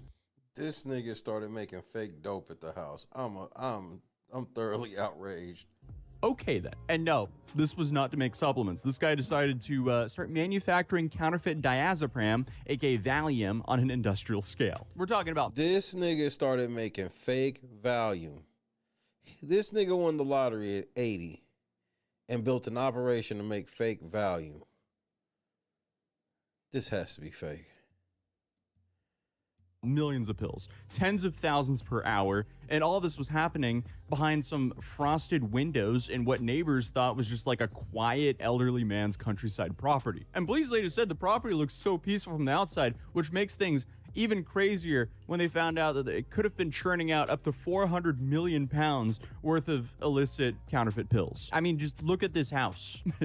You wouldn't really think you would have a massive drug lab in there, but also that's probably the goal of it. This is like a fairy tale looking house, the kind of house that you would expect some gingerbread cookies being made or like an awesome stew. I just fail to believe that the only thing you could think of to do was something illegal. Like, you couldn't think of anything else to do. At 80, you couldn't think of anything. I guess you're a criminal from top to bottom. Now I want a good beef stew. I love a good beef stew. But yeah, I would expect a mean beef stew being whipped up there, not 400 million pounds worth of pills. But this house is worth about 600,000 pounds, which was sitting comfortably on a quiet rural country lane. And there's even a garden and stable in the back of the house. So quite interesting. I don't think this guy was strapped for cash at all before he started this, but I guess he just really wanted to see how far he could take life. But real quick, it's probably a good time to talk about something that nobody talks about until it's way too late, because just in the last couple of weeks, there's been multiple massive data breaches and leaks, like the massive SoundCloud leak, the Nike data leak, the Panera Bread data leak. There's so many. Have you ever noticed that the data leaks are always with the most mainstream people? Any of like these lower tier stores you may shop at, you know how you may have a clothing site or any type of thing. You never hear about them having data leaks. It's always the big boys. It's almost like they do it on purpose. Recently, and every time, it's the same story. Millions of people's information just gets blasted out for anyone to grab on the internet. Names, addresses, phone numbers, everything just floating around for anyone to grab, which is horrible. And unfortunately, this makes it easy for people to steal people's information. And that's why I've been using today's sponsor, Incognito, because Incognito goes after data brokers, the and it should just progress. And if I had to do this, if you find it's their before yearly what he's called a full-blown organized crime group. And his son is the guy on the left here, and honestly, he kind of looks quite happy. Nigga, Porzingis to the Warriors.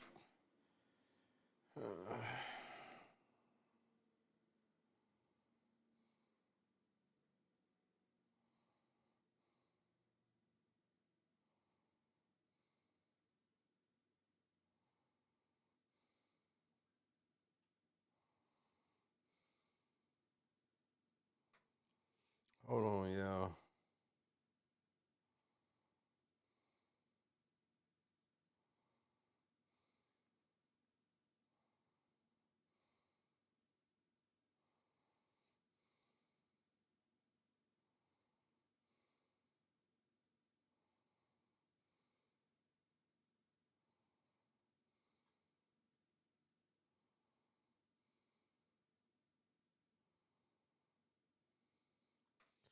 Man, our season's over. We traded Kuminga and Buddy Hield for Kristaps Porzingis.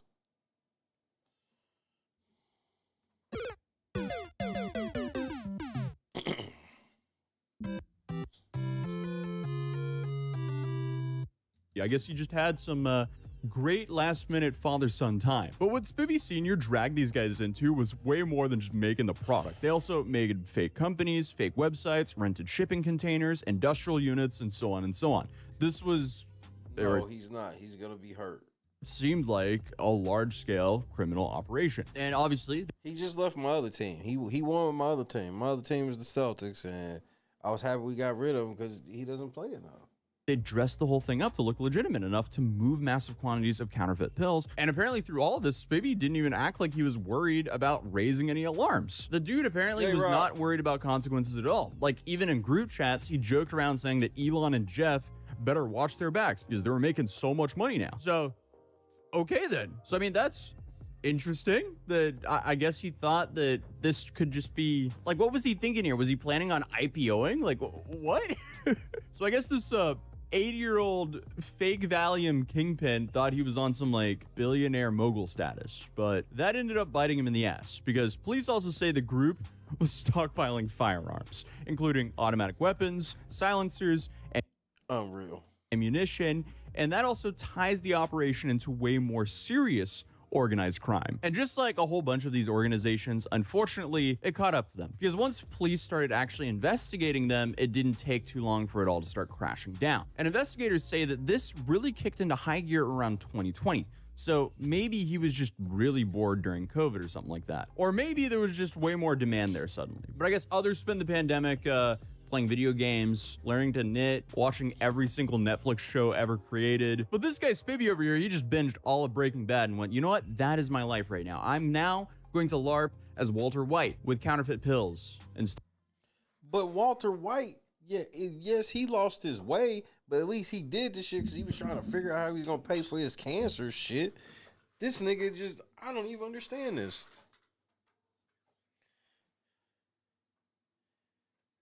Walter White lost his way. He got drunk with power.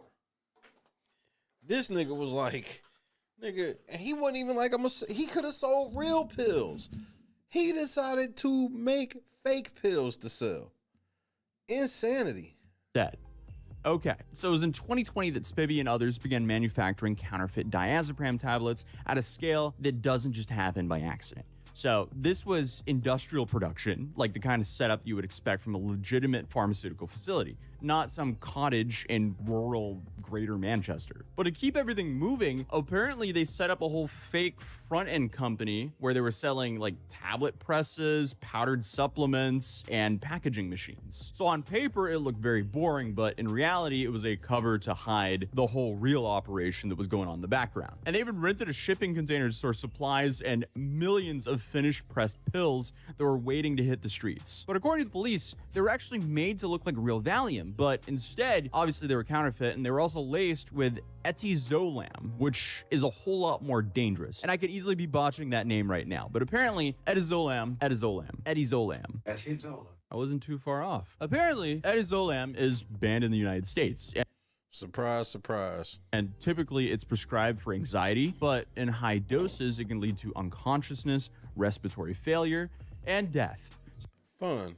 So it's best to avoid this. But obviously this is something very bad to add into counterfeit pills, which is why one should never take any counterfeit pill ever. And obviously this did catch up to them, because in April of 2022, officers stopped a vehicle connected to the group.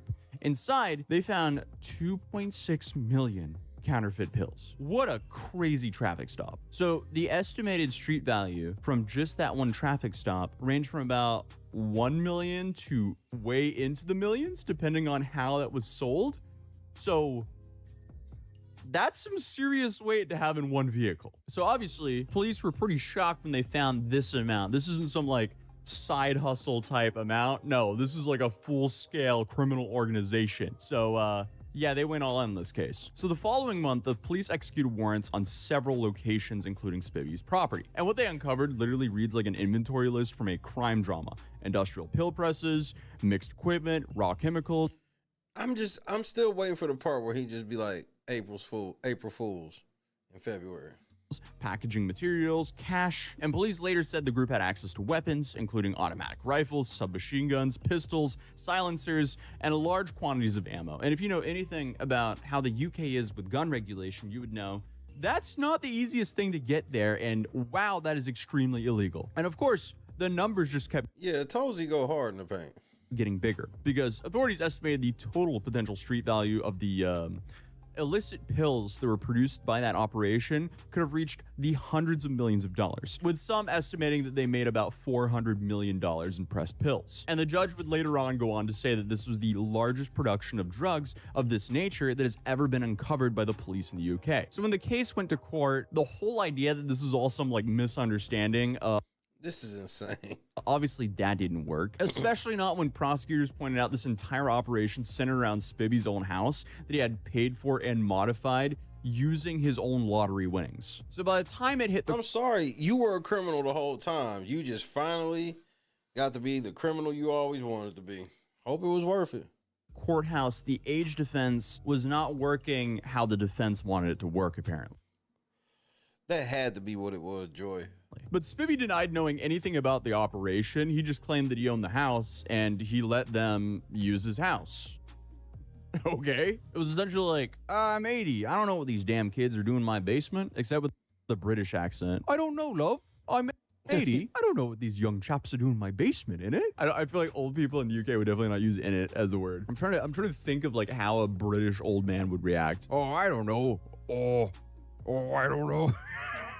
Yeah, I'll just see myself out. But his lawyer even tried to shift the blame at one of the other guys who was not his son, saying, that guy, Callum, he was running the whole show. And at one point, the defense quoted Callum himself, referring to Spivey as the guy whose gaff we used as a millionaire. Gaff is such a funny word. I forgot they used gaff as like, oh, that's his spot over there. But they were basically insinuating that Spivey had the money and the property, but he was just the landlord, not the guy running the show. But obviously, the prosecutors were not having it. They were like, Spivey, this guy, not only was he the landlord, he owned the house and so on. No, he modified the house specifically for this operation. And the judge even pointed out how much of the operation revolved around Spivey's own house. Because the judge, in quotes, said the fact that the house looks so nice and it's in that ostensibly rural, quiet area helped work as the backbone for a massive counterfeit drug pipeline. So the judge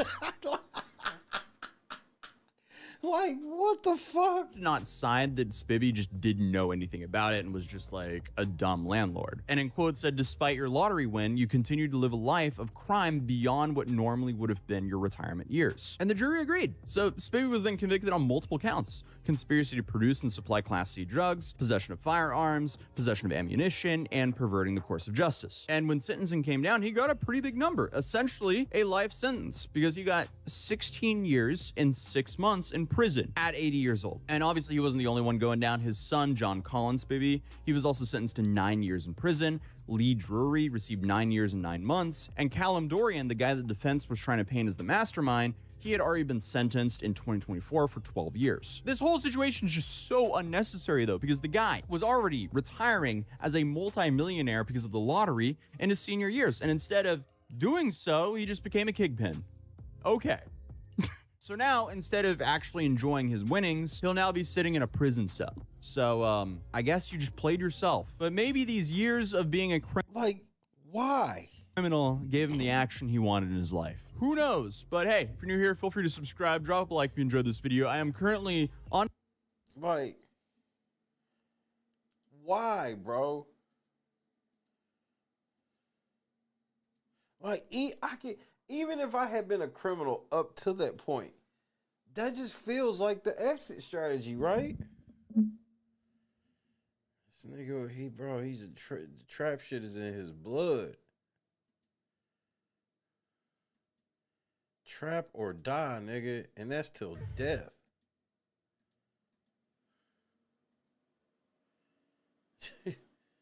Shit.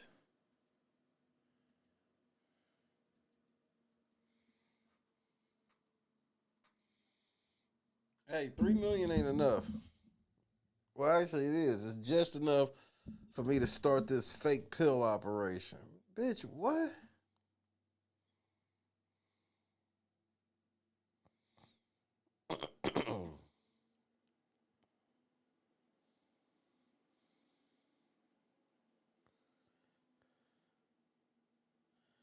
I mean, you think he's in jail, man? I don't even know if he's locked up, man. He could be locked up just on some straight gangster shit. Just like, this what comes with it.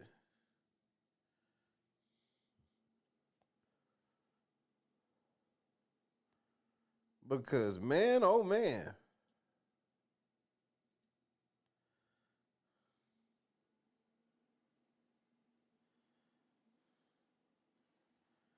This is in his blood. He's like, I'm gonna do this to the end. I don't give a fuck how much money I can win the lottery, nigga, and I'm gonna still be doing this shit. It's like, yeah, right, nigga. Nah, nigga, on my mama, nigga, let me ever win the lottery. I'm gonna still be out here trapping, nigga.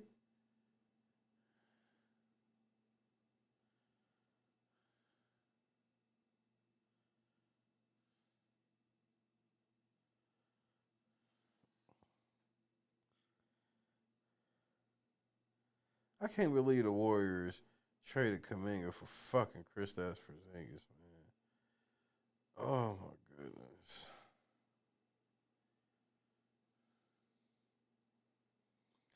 My night ruined. We definitely ain't getting Giannis. We did that shit because we heard we ain't getting Giannis. Man, fuck. We suck again.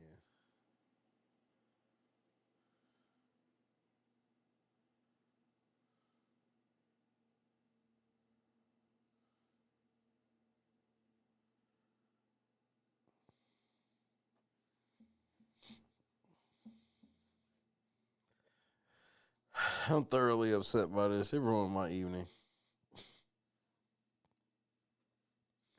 Ruined it.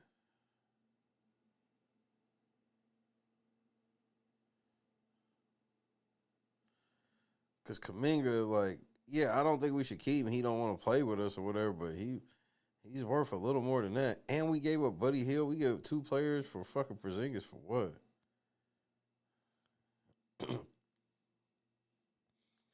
Now, I'm okay we kept Draymond and shit, but the rest of it's like, what are we doing?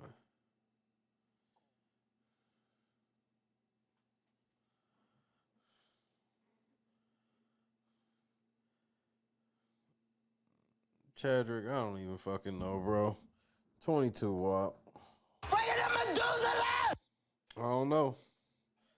Like I said, I was having fun until I heard that shit. Now I'm not having fun anymore. Kendra, what's happening?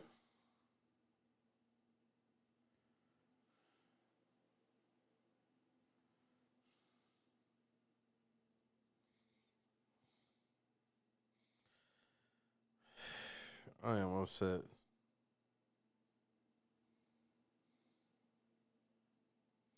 But maybe we got another move we gonna pull off.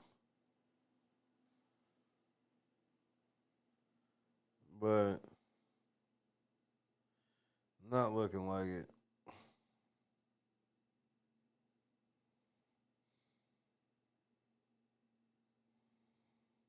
We gave up Kuminga for fucking nothing.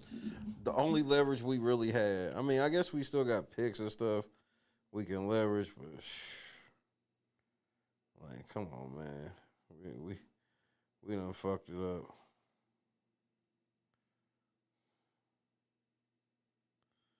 We done fucked it up.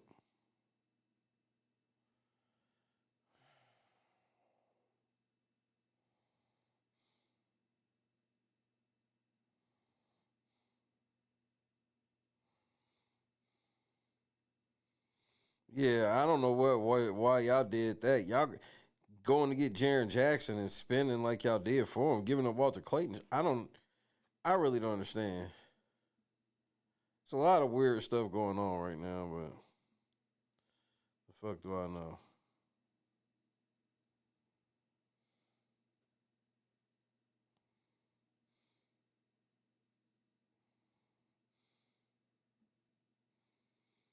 All this for fucking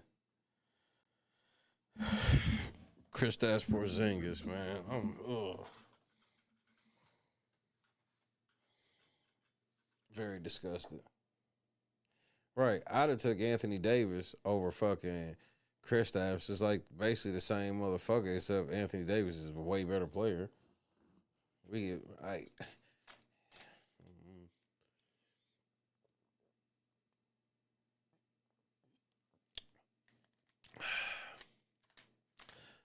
Like I said, Mike Dunleavy got until 2 p.m. Central Standard Time with me tomorrow.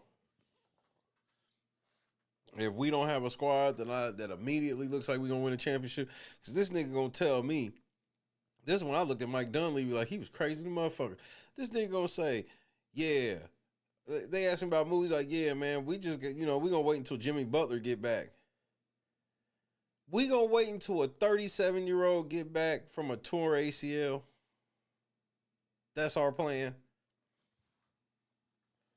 He got till 2 o'clock. 2 p.m. Central Standard Time. I better hear some good news, nigga. And this Kristaps shit, this ain't it, nigga.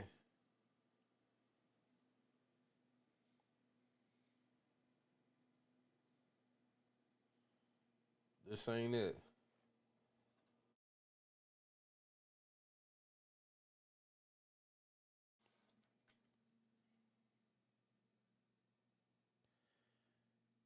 We just traded Trace Jackson Davis for who?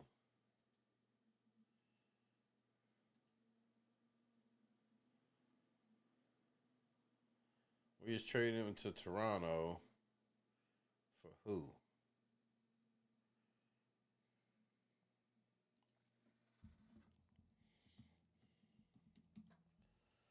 What are we making room for?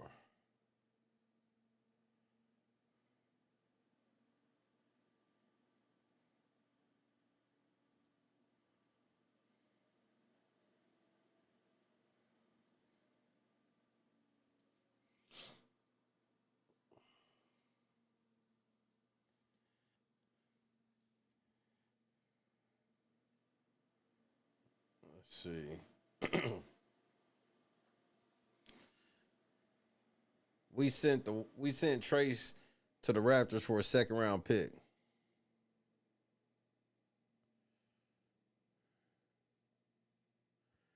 And it's via the Lakers, so it ain't even gonna be a good pick.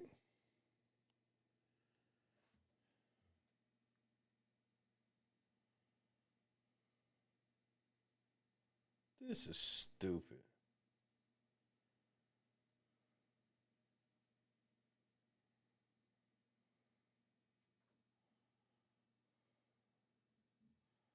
This is fucking dumb. Oh, man.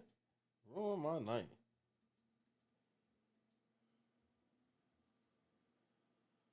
Ruin my night.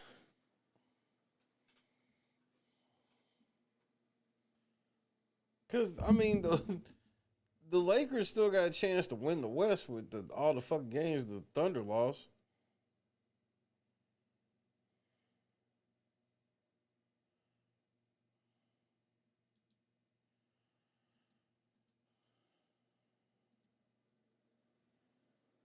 This is just ridiculous. I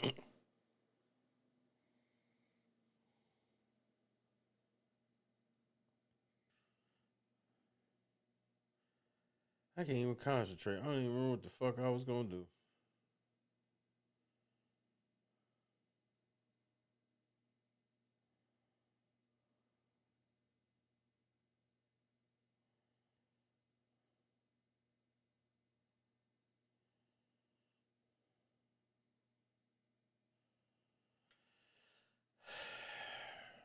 Mike Dunleavy don't fuck this up, and I got a feeling he's going to.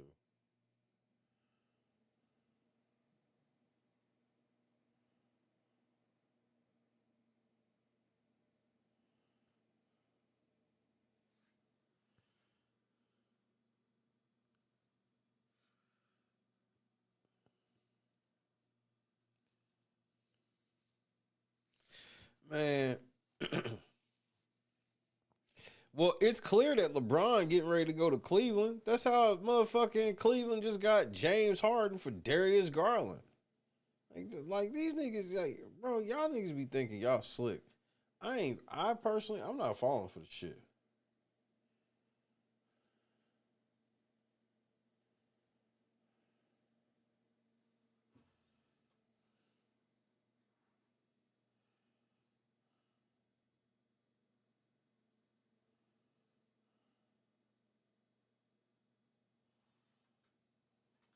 Like,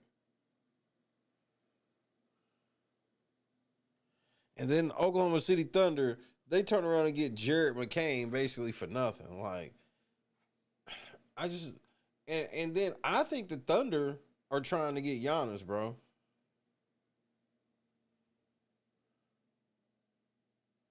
And if they do get Giannis, then you basically wrap that shit up. We'll go on to next season.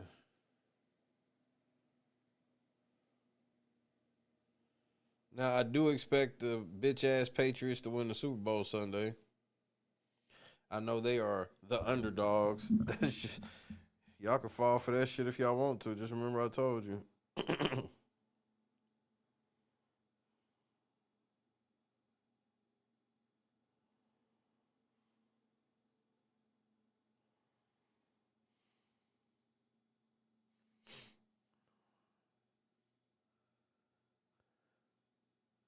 Man, fuck y'all, man. Y'all niggas are cheaters. And I don't say this about pretty much any other franchise in any other sport. The New England Patriots are pretty much in a league of their own as cheaters. All of this shit with Vrabel and Drake May is because they want us to forget about Belichick and Tom Brady. Robert Kraft is the biggest cheater in all of sports. But, congratulations and stuff.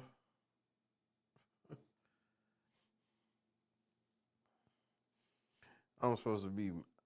they going to sit here and tell Bill Polian. I can't believe Bill Polian didn't vote for Bill Belichick to get into the motherfucking Hall of Fame. Why would the Colts try to vote in a nigga who cheated them out of games?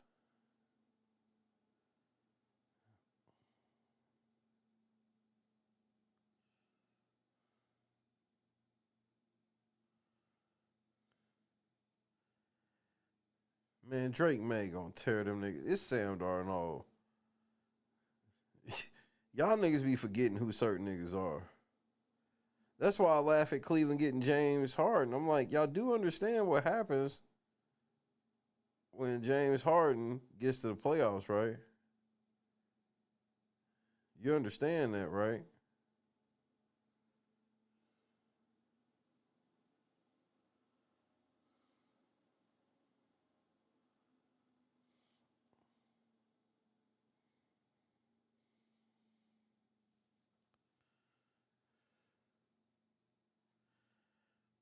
Man, James Harden looking good this year, but when it gets to games that matter, we know what the fuck this nigga gonna do. So that's the only problem. Let's see. Do I got one more video before I get the fuck up out of here? Because I think I am getting ready to leave here shortly. Like I said, I ain't doing no 4-hour show.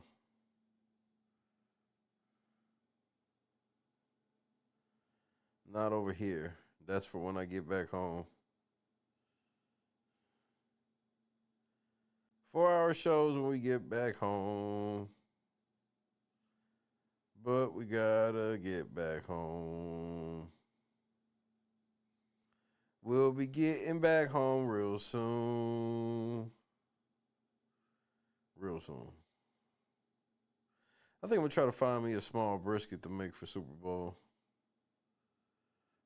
Smoke a brisket throughout the entire pregame seems fun.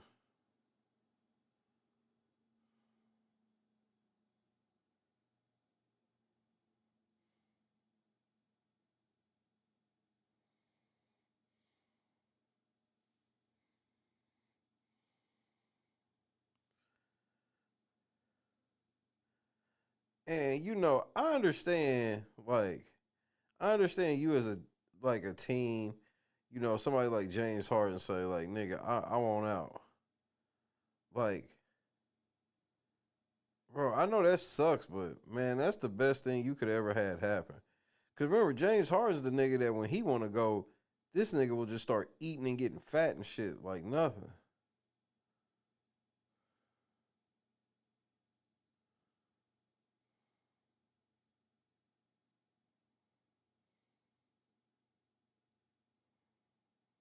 So, nigga like James Harden say he want to go, bye, nigga. You wasn't going to help us win no championship, no way.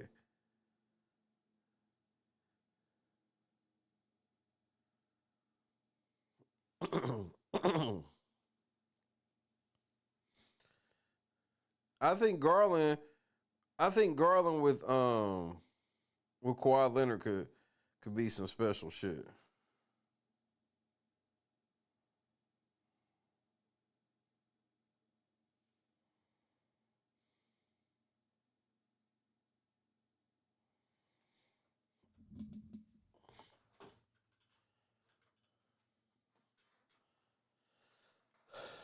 James Harden, he's not worth, for me personally, he's not worth the trouble. He ain't never won no games that matter. Like, he be acting like he win championships. What is this, like the 11th time he's asked for a trade? Like, bro, just sit your weak ass down.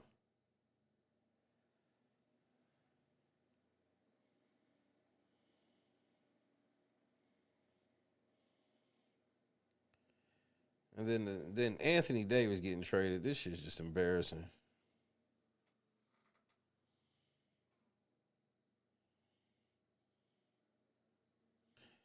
Come on, I gotta find one more video. One more.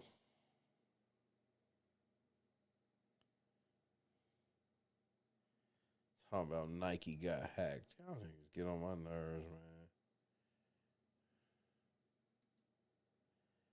Niggas always saying some dumb shit.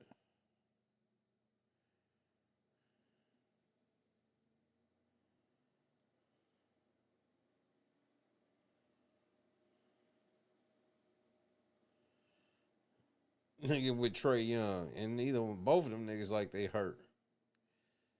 Sent them niggas to, my brother called it NBA purgatory.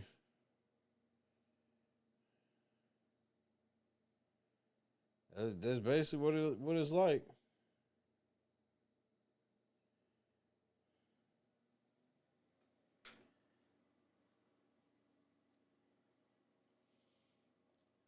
I know there has to be something of a shorter size in my pile. Pause. I saw the new Michael Jackson trailer. That shit look like it's gonna be alright.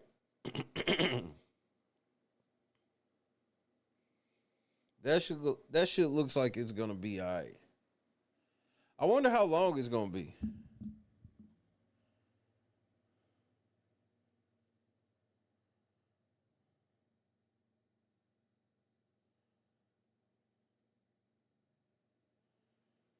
If you haven't seen that trailer, I suggest you see it. But that shit looks crazy.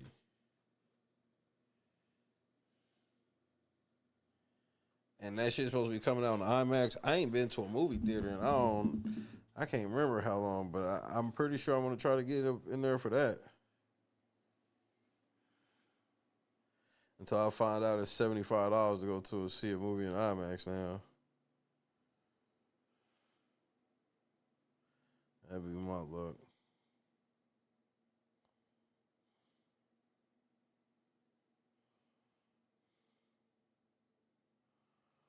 But yeah, it should look cool.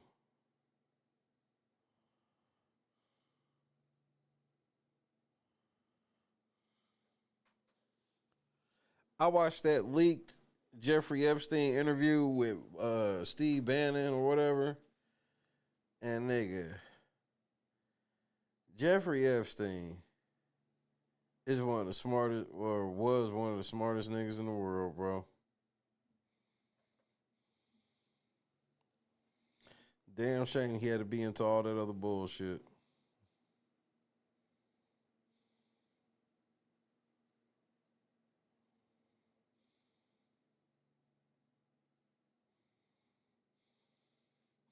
Now I'm scared to go to bed because of the trade deadline.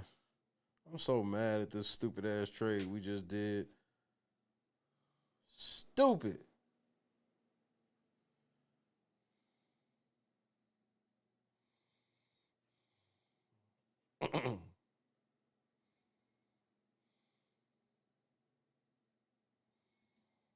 But today, Oh, I want to see this shit.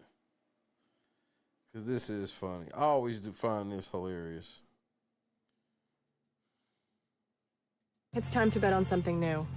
Football players. Yeah, encourage me to make a sports bet while you're on a private jet. Sure thing, Kendall Jenner. Why don't I just... And you can bet with me or against me on Fanatics Sportsbook. Wait a second. Fanatics? Fanatics Sportsbook. Why does that sound familiar? Fanatics Sportsbook. Fanatics Sportsbook. Fanatics. Wait.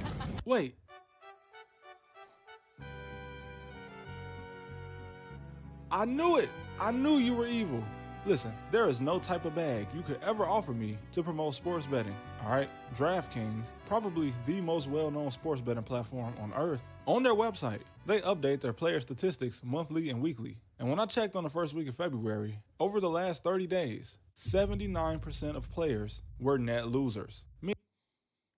L after L. Meaning they lost more than they won. 79%. And Fanatics doesn't report these numbers on their site, but it shouldn't be hard to believe that around 80 to 90% of people that use these platforms lose more than they win, with, according to UWire, only about 3% of regular bettors report any type of profit over a 6-month period. Also, according to them, 65 to 70% of people that gamble on sports say they only do it for entertainment or social reasons. But yeah, the entertainment that comes with the possibility of winning, that doesn't make it any better. Now, of course, people are going to do Fremont Street. What they want to do no matter what. And many people actually become really addicted to sports. Grace, what's happening?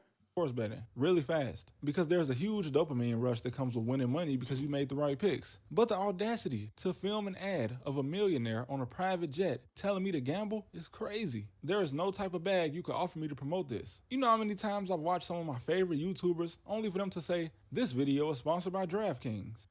Just craziness. Too many to count. And Kevin Hart. Oh man, Kevin Hart. A guy that I once thought to be funny in 2011 has become nothing more than a soulless walking ad. And who could forget the high-budget BetMGM ads that we see every 30 seconds? Make it legendary. Oh my. And that's the thing for me. There's nothing wrong with putting a bet on something or whatever. But the amount they push this shit nonstop, like, bro, I would never take no motherfucking sponsorship money for no shit like that. Goodness, be quiet. And NBA players. So they can't bet on NBA games, but they can take sponsorships from sports betting companies. Like, make it make sense. Like, oh, thank you, LeBron. How humble of a billionaire to encourage me to bet on NBA games and lose while you get paid either way just for promoting it. This is greedy, right? I'm not tripping, am I? And something doesn't seem right about this ad with Kendall Jenner showing the team she picked to win the Super Bowl before the Super Bowl even happened. Could this have an effect on how people wagered on this game? I have already made more than I ever imagined I could speaking my opinion on the internet. And I ain't rich at all. In fact, after taxes, I'm beat. So make sure you guys bet on me with today's sponsor, DraftKings. No, I'm just playing. You see how that felt? How soulless would it be for me to literally take advantage of you? Because if I promote it, I get paid, and then you gamble and lose, which is something that statistically will happen if you play. How much bag do you need? Kendall Jenner was already making $4 million a year from modeling 10 years ago. She grew up living a life that only 99% of the population could have ever dreamed of. She went to a high school that cost nearly $50,000 a year. For what? She didn't even go to college. Was this just so she didn't have to go to school with poor kids? There were creators that I watched that I genuinely thought were nice and down-to-earth people making more than enough money from their videos alone. That broke my heart with the sports betting sponsors. Now, I'm not saying this makes you a bad person or that it's bad to take a sponsor for your channel, because if you want to make some extra money, I mean, go right ahead. But this is where, in my opinion, some kind of ethics code has to come in. No, that's when you learn. That's the part I love. You learn who you be dealing with.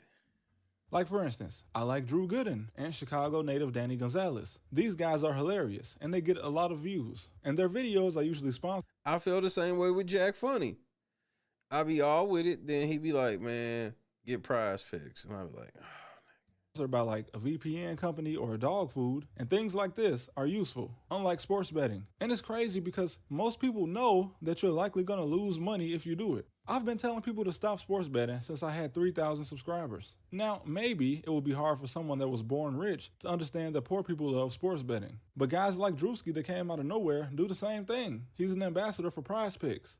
Yep. Despite the fact that a lot of his audience is really young. Like, bro, you streaming with Rakai. He's 17. How old do you think your audience is when you stream with guys like this? And this also doesn't help the phenomenon of teenage boys getting into sports gambling. And then we have Thomas Edward Patrick Brady Jr. You took a BetMGM sponsorship? You retired, Tom. We can't just bet on you and win anymore. How much money do you need? Look at his hands. Look at your hands, man. But here's the part that a lot of y'all don't realize is, like, people like Tom Brady and shit like that, a lot of times these niggas sign these deals that they have to do these sponsorships. It don't just be like oh, we come to you. It's just like, oh, Tom, you got to do this gambling website thing. It'd be part of the contract he already signed for some blanket shit. That's how dirty the game is. And then, so there's a lot of people who doing this shit because they quote unquote have to, and they take this social hit too. What more do you need? I mean, dude, a 2025 survey from U.S. News showed that 1 in 4 sports bettors missed bill payments as a direct result of sports betting. This is not the same. That's absurd. As your rich uncle placing a bet, knowing that he can take a loss. These are probably people who genuinely thought they had a chance to at least break even. Because again, sports betting is incredibly addictive. And when I saw the other part of the survey that said over 15% of these people also took out loans to fund their gambling habit, it just reminded me of when I was dead broke and also taking out loans to spend money on things that would just put me in more debt. Now, the people that do this, Daniel, what's happening? Can you call them irresponsible? Yes, but that's just human nature. We're people, and sometimes we make horrible decisions. So therefore, I'm not going to take a payment from a company encouraging me to encourage you to make more bad decisions. And all of this, including the many allegations of professional sports being rigged, kind of made me lose interest in sports in general. Now, am I still going to watch football and root for the Bears even when they crush my dreams? Yes, but that's because I'm from Chicago, and it's entertaining. Call me an idiot. But I'm not going to bet on anything. The last time I gambled was when I was in Las Vegas, and I only did it for fun because I brought money specifically to lose. I didn't think I was going to win, nor did I have any intention to. It was just my first time being in Las Vegas over the age of 18, so I essentially just wanted to throw money away. You see what I'm saying? Stupid decisions. But that kind of thinking is what gets most people in trouble, because some people don't start making bets when they have money to lose. They just... Yeah, but the people that y'all be talking about, I feel you on that. Yes, it can become predatory. But the people y'all really talking about, like, it's going to find them one way or another, the ones that really get like that, unfortunately. Just do it because they feel good about their picks and know that there's a possibility they could win, but that possibility is so small in the grand scheme of how much you're actually going to end up putting into all this. Getting paid to promote something that's addictive is crazy. And like I said before, you got to turn down certain things. I had a law firm reach out to me for a sponsorship, but I read 3 bad reviews on them and I didn't need to see any more. You know, I'm not saying these guys were Saul Goodman, but just on the off chance that they were, I wasn't even going to take the risk. I don't have to push anything on you guys. Bro, I will never accept any sponsorship for any product or service that I don't use myself. So that way I can totally speak on it and know what it's about, or know what people will be getting into and whatnot. That's why we don't be having sponsors like that. Guys that I wouldn't use myself. And the crazy thing about doing YouTube is, once you do it long enough, you can pretty much estimate how much money someone makes just off the amount of views they do in a month. But yeah, a lot of channels aren't just one guy. Some of them are 2 guys, with one guy being the editor. And some channels are even bigger and have entire production teams, makeup artists, and you get it. Some channels are kind of expensive to run, and at that point, you kind of understand why a creator would just take the biggest offer. And I'm sure these sports betting sponsors and online casinos pay really good. And I've even heard... I mean, Drake is outrageous with it. That some of them will give you money just to gamble with, so you don't have to personally take a loss. Which is even crazier if that's true, because while you essentially have nothing to lose by gambling, your audience doesn't have the same luxury. You got guys like Drake signing deals with online casinos. And while I of course can't confirm how much he's made, I've seen $100 million a year as the main number being thrown around, which is a lot of money. And I understand, gambling has been around for a long time and it's gonna always be around, and people have the free will to do whatever they want. If they want to gamble or sports bet, that's what they're gonna do. Facts. But I just feel like you have some type of responsibility to not push something addictive onto your audience. I don't know, man. Maybe that's just me. But yeah, in case you didn't realize, the ad at the beginning with Kendall Jenner on a jet is what actually said... No, because you're going to always have a contingent of people that are going to go, man, you're an adult. You know what you should be doing, what you shouldn't be doing. And a level of that is true. Me off to making this video, because honestly, it's something that I felt for a long time and something I could have said earlier in the video, but better late than never. Man, shut your bitch ass up, nigga. Nobody asked about a bitch ass thing. But yeah, man, that's all I got for now. You guys know the drill, and I'll see you next time. Yeah, I feel you to a point, but you know, I don't look down on people like that, because a lot of people aren't looking at it like that, where they, you know, a lot of people looking at it like, man, gambling is a big thing. Everybody's doing it. So I'm not telling everybody, make sure you go gamble always or whatever. Just, hey, do this. You'll help the channel and, you know, blah, blah, blah. But that, you know, I don't want to take away all personal responsibility, and that kind of sounds like what you're trying to do. Like, yeah, I agree. I personally wouldn't do it and whatnot, but I'm not going to pass all this much judgment, especially if I don't know your situation. If I know your situation and I feel like it ain't right, then I'll say something.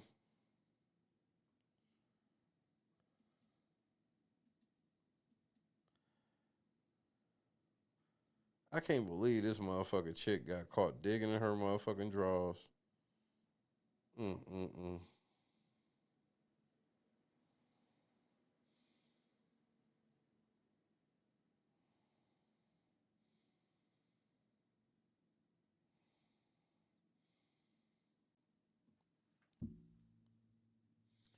It's a big club and you ain't in it.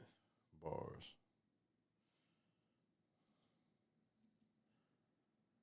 Well, I think I'm going to get up out of here. It was good to see everybody. We'll be back to doing the big regular shows soon enough. But for now, say goodnight to your boy.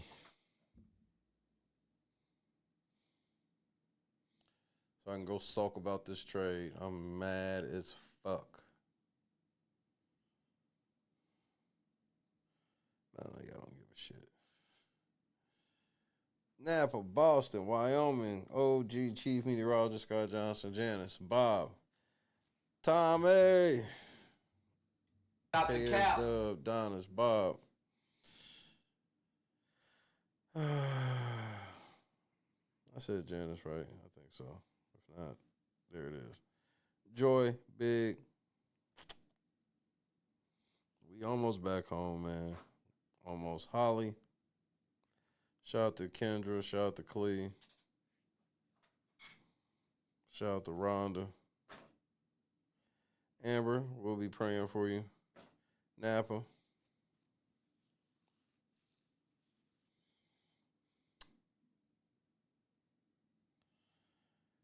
I would do a traditional outro, but I don't like doing the traditional leaving away from here because it should feel awkward.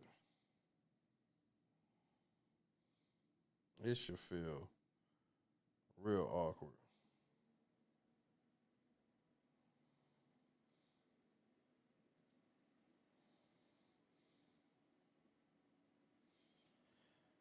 Hey, well, we're going to try to keep stack. If we can keep stacking these W's, we be all right then, right?